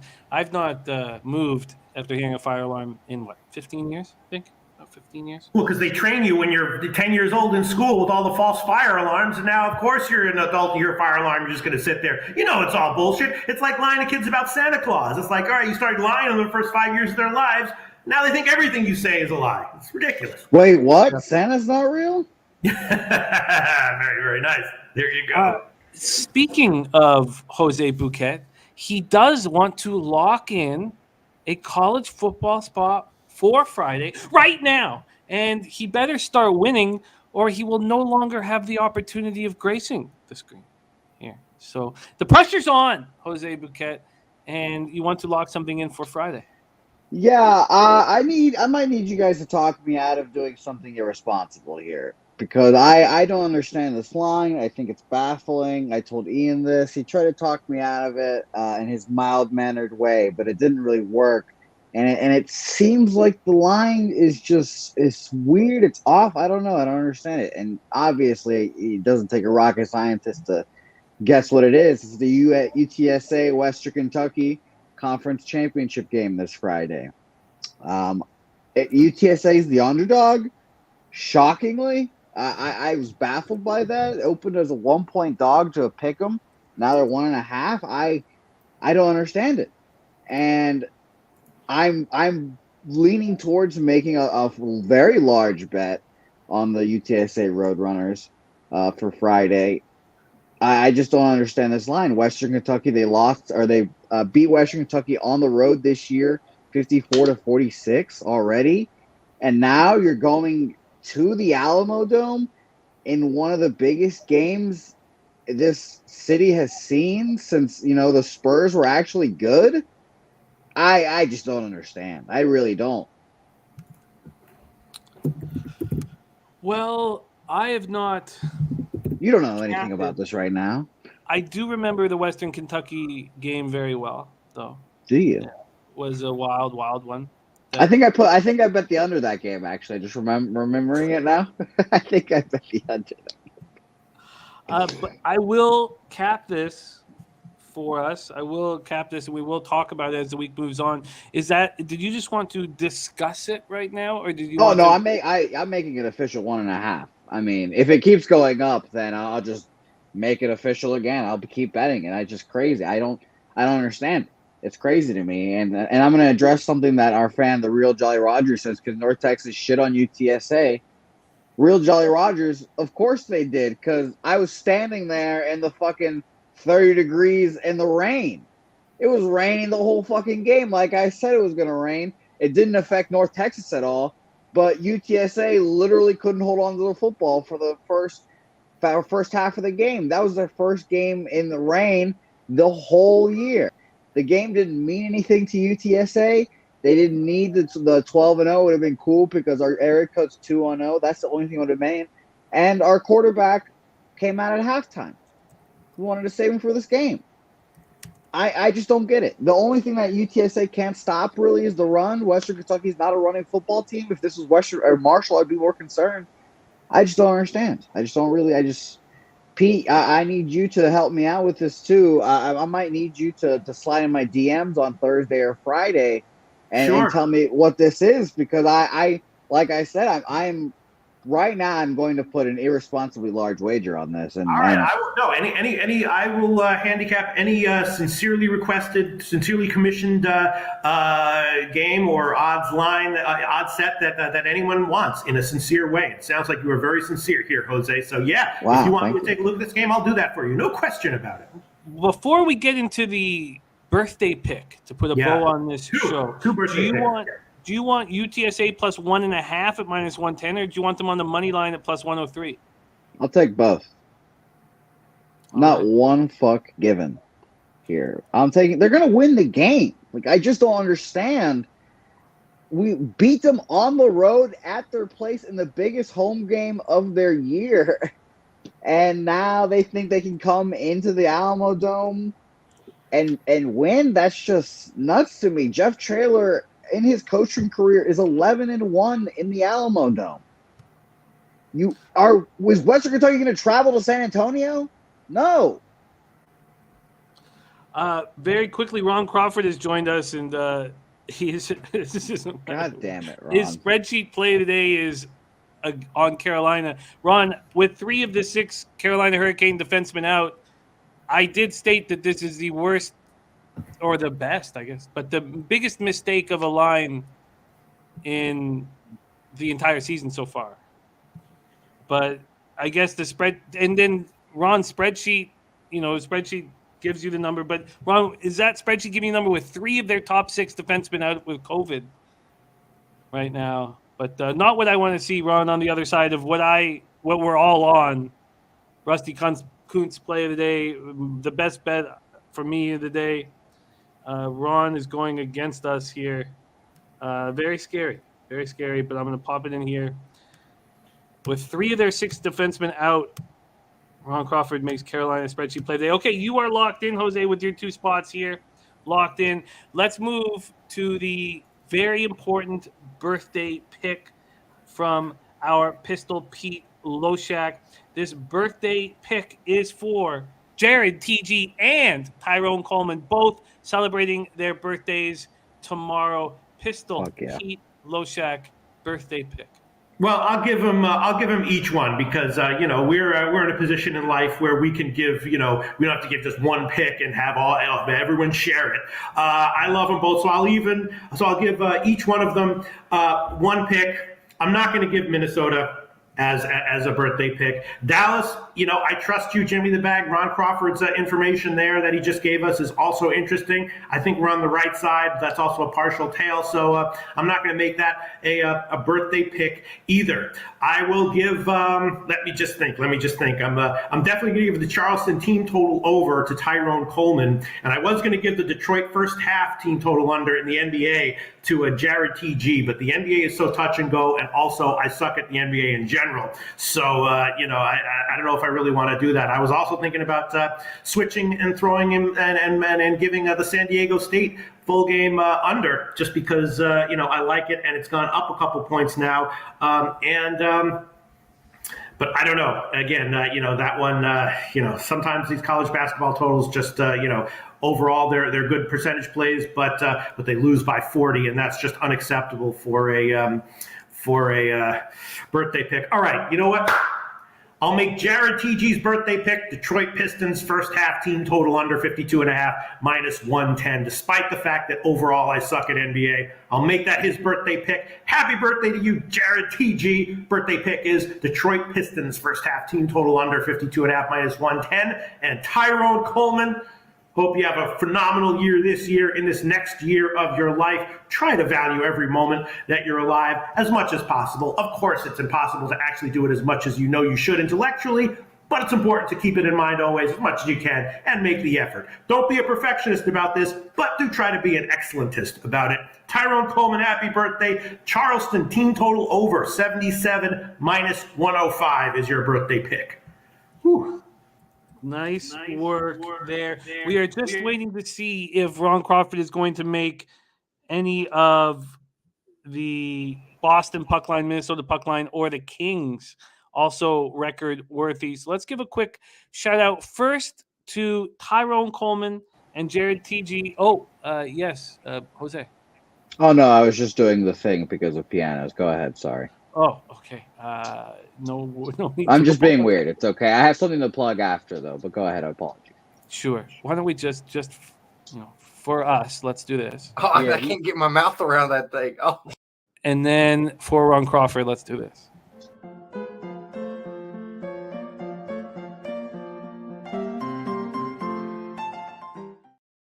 Okay, he's saying yes, change it. Yes, change it. Okay, so he is now. I look. Your numbers have given you so much success with your spreadsheet plays. That's why we showcase it. But this year, with 3 of their top 6 defensemen out, now I'm going to be watching it so closely. I hope I don't screw this up. But yes, Ron's moving his spreadsheet plays of the day, and he's got them in. So we got Minnesota Golden Gophers as a Ron Crawford spreadsheet play of the day. And we have all 3 of – sorry. Yeah, I think so, Dan. I'm going to move on it. I agree. I think it went too high. And Boston puck line, Minnesota puck line, and the LA Kings are also going to be spreadsheet plays of the day. And he's going to take off Carolina. I think that's wise. As remember, the very first ever must bet that Pete and I had when we worked together in Costa Rica, and it was when a team was missing 2 of their top 4 defensemen. It was my very first. You have to fade every single time a team's missing 2 of their top 4 defensemen. I don't know if you count Pesci and D'Angelo as 2 of their top 4. I think you would. I would. And then Ethan Bear, a bottom pair defensemen. So that's 3 of their top 6. There you have it. That is our show for today. I love this show. I think there was a lot of great information. It's great to be back in action with everybody. I enjoyed it immensely. Let's do a quick review of all action and then put a bow on this. Rusty Kuntz play of the day is Dallas money line. It's nice to have him back in action. Then when we go to the Ron Crawford spreadsheet play of the day is Minnesota Golden Gophers. And then he's on Boston puck line, Minnesota puck line, and the Kings. Then at 7 p.m., I'm on the Red Wings at plus 190. Pete's on the first period, under 1.5, minus 107. And I'm going to study that further, the Red Wings Bruins under 5.5. I also am interested in the under 6. It goes against all the trends and goes against what everybody in the chat liked in the over. But I bet the under when these 2 teams met 3 days ago, and that's why I didn't put it on the card. I completely understand how my conscience is trying to fuck me here, and I don't think I should let that happen. Kev, what is the bet though? I guess it's Duke then. Is it at Ohio State? Duke bound or Duke? Because you just have the game there, Kev. Let us know what is the best play and what side you're on there. So I think I'm going to move against on the under 6, but I don't want to just do it. I need to really believe in it because going up against all these great cappers is not something I would like to do. Sharks Devils no action. Pete's on the first period under 1.5 minus 101 in Lightning Blues, and we got the bad news that Brian Elliott is between the pipes for the Lightning. Great news for me because I'm on the Blues at minus 110. Let's see what that's done to the market. I'd be very curious to see what the Blues are now. Now they're minus 135. So beat that by 25 cents. Lex Steele loving Minnesota minus 2.5. I get that. Billy Friedrich is on Detroit Portland over 54.5 points in the second quarter. We are off the Jackets Nashville game. And Pete is on the Wild minus 1 at minus 266, which is officially the most juice I've ever seen you make a bet in our history together. And I'm proud of it. You know what I'm saying? I'm proud of it. Who is the biggest idiot taking the biggest juice play ever that you've ever seen? Me. Minus 1. I didn't say idiot. Watch it cash, Jimmy the Bag. Watch it cash. I'm on a plus 100 with Turnsey on the Stars. Jose and Peter on the Stars at minus 111. Then nothing on Ducks Kings at 10:30, although we do have cappers that like the Kings in that spot, one of them being our very own Ron Crawford. Then Wham's on the under 216.5 in Knicks Nets. Sweaty Butcher prime cut is Randall over 9.5 boards. Then Pete is on the Pistons first half team total under 52.5. He did make that one of the birthday picks. Grizzlies team total over 106.5 by Dan Kelly. I'm going to roll with that. Wham is on the Barnes over a half 3 at minus 120. Pete's on the Warriors first half plus 1.5 minus 112. I'm going to be on the full game under as soon as the show's over, and I'm very close to moving on the Suns as well. Cade Cunningham's on over 5.5 assists at plus 120. That's Wham. Sorry, Wham's on that over 5.5 assists on Cade Cunningham. Nothing on the Lakers-Sacramento game, but could change. Max is on the first half plus 9 and full game plus 15 for the Rider Bronx. He's also on Charleston first half minus 1.5 and first half over 70.5. Pete's on Charleston team total over 77. Both Pete and Max are on the Texas State team total over 67.5. Max added the first half money line at plus 122 and the full game money line at plus 142. Then Max on the first half over 67 in Northwestern Wake Forest. Ulysses Hayes is on the Devils money line, Tampa Bay money line, Carolina money line, and LA Kings money line, and told me to write this down. So dangerous spots. He's backing, I think, Tampa Bay and Carolina, very dangerous, and got the poor line with Tampa Bay because of the goaltending change. Jared TG's birthday pick from Pete is Pistons first half team total under 52.5, and the birthday pick for Tyrone Coleman is Charleston team total over 77. Taint is UNC Greensboro minus 4.5. The puck bunny play of the day for Mike M is the Ducks money line. Dan Kelly is on Sacramento Kings plus 4. Memphis team total over 106.5. Warriors Phoenix under 222. And Jose has moved not only on Dallas but on UTSA money line and plus 1.5. The Robert Cherry Pamper Pop play of the day is Butler first half minus 12.5 for Robert Cherry. And that is all. That is all. Catch us on the NFL show tonight at 8 p.m. Eastern. Don't forget about our NBA show, Pub Hub at 4 p.m. Eastern, and the college basketball show at 5 p.m. Eastern. But I've had winning weeks 5 weeks in a row in NFL to get myself 10 games over 500, but just over 2.5 units up on the season. Vig is a bitch. Pistol Pete, any last words for these great cappers supporting the show? No. All right. Okay. Dan Kelly wishing us good luck. Kevin Riley saying best strongest play is Duke minus 3. Real Deal Prime says he's just here for the closing segment. The volume is moved onto the loud noises. Well, you are in luck, Real Deal Prime. Thank you guys so much, everybody. What Max said about this chat is true, is absolutely true, and we thank you guys for it. You inspire us, you make us laugh, and you give us great insights. Lex Steele, Real Deal Prime, Kev Riley, Dan Kelly, Puzzler, Billy Friedrich, Robert Cherry, Mike M, Christopher Comentini, Unc Oliver, Jennifer, Jared TG, all of you guys, thank you so much for all you. Piker, a.k.a. Seamus, Ignoramus, Tyrone Coleman, have a great birthday tomorrow. Same with you, Jared TG. Love you guys. Mark, Nick, Dan T, all you guys, thank you so much for your support. Alexi joining us as well. On behalf of all of us at Pop Sports Radio, a big thank you to Jose on the ones and twos, doing a great job producing the show. And we love being a part of what's going on here at Pop Sports Radio. Thank you guys so much for your support. But most importantly, let's get the fucking cash. Let's say, hey, those bookmakers!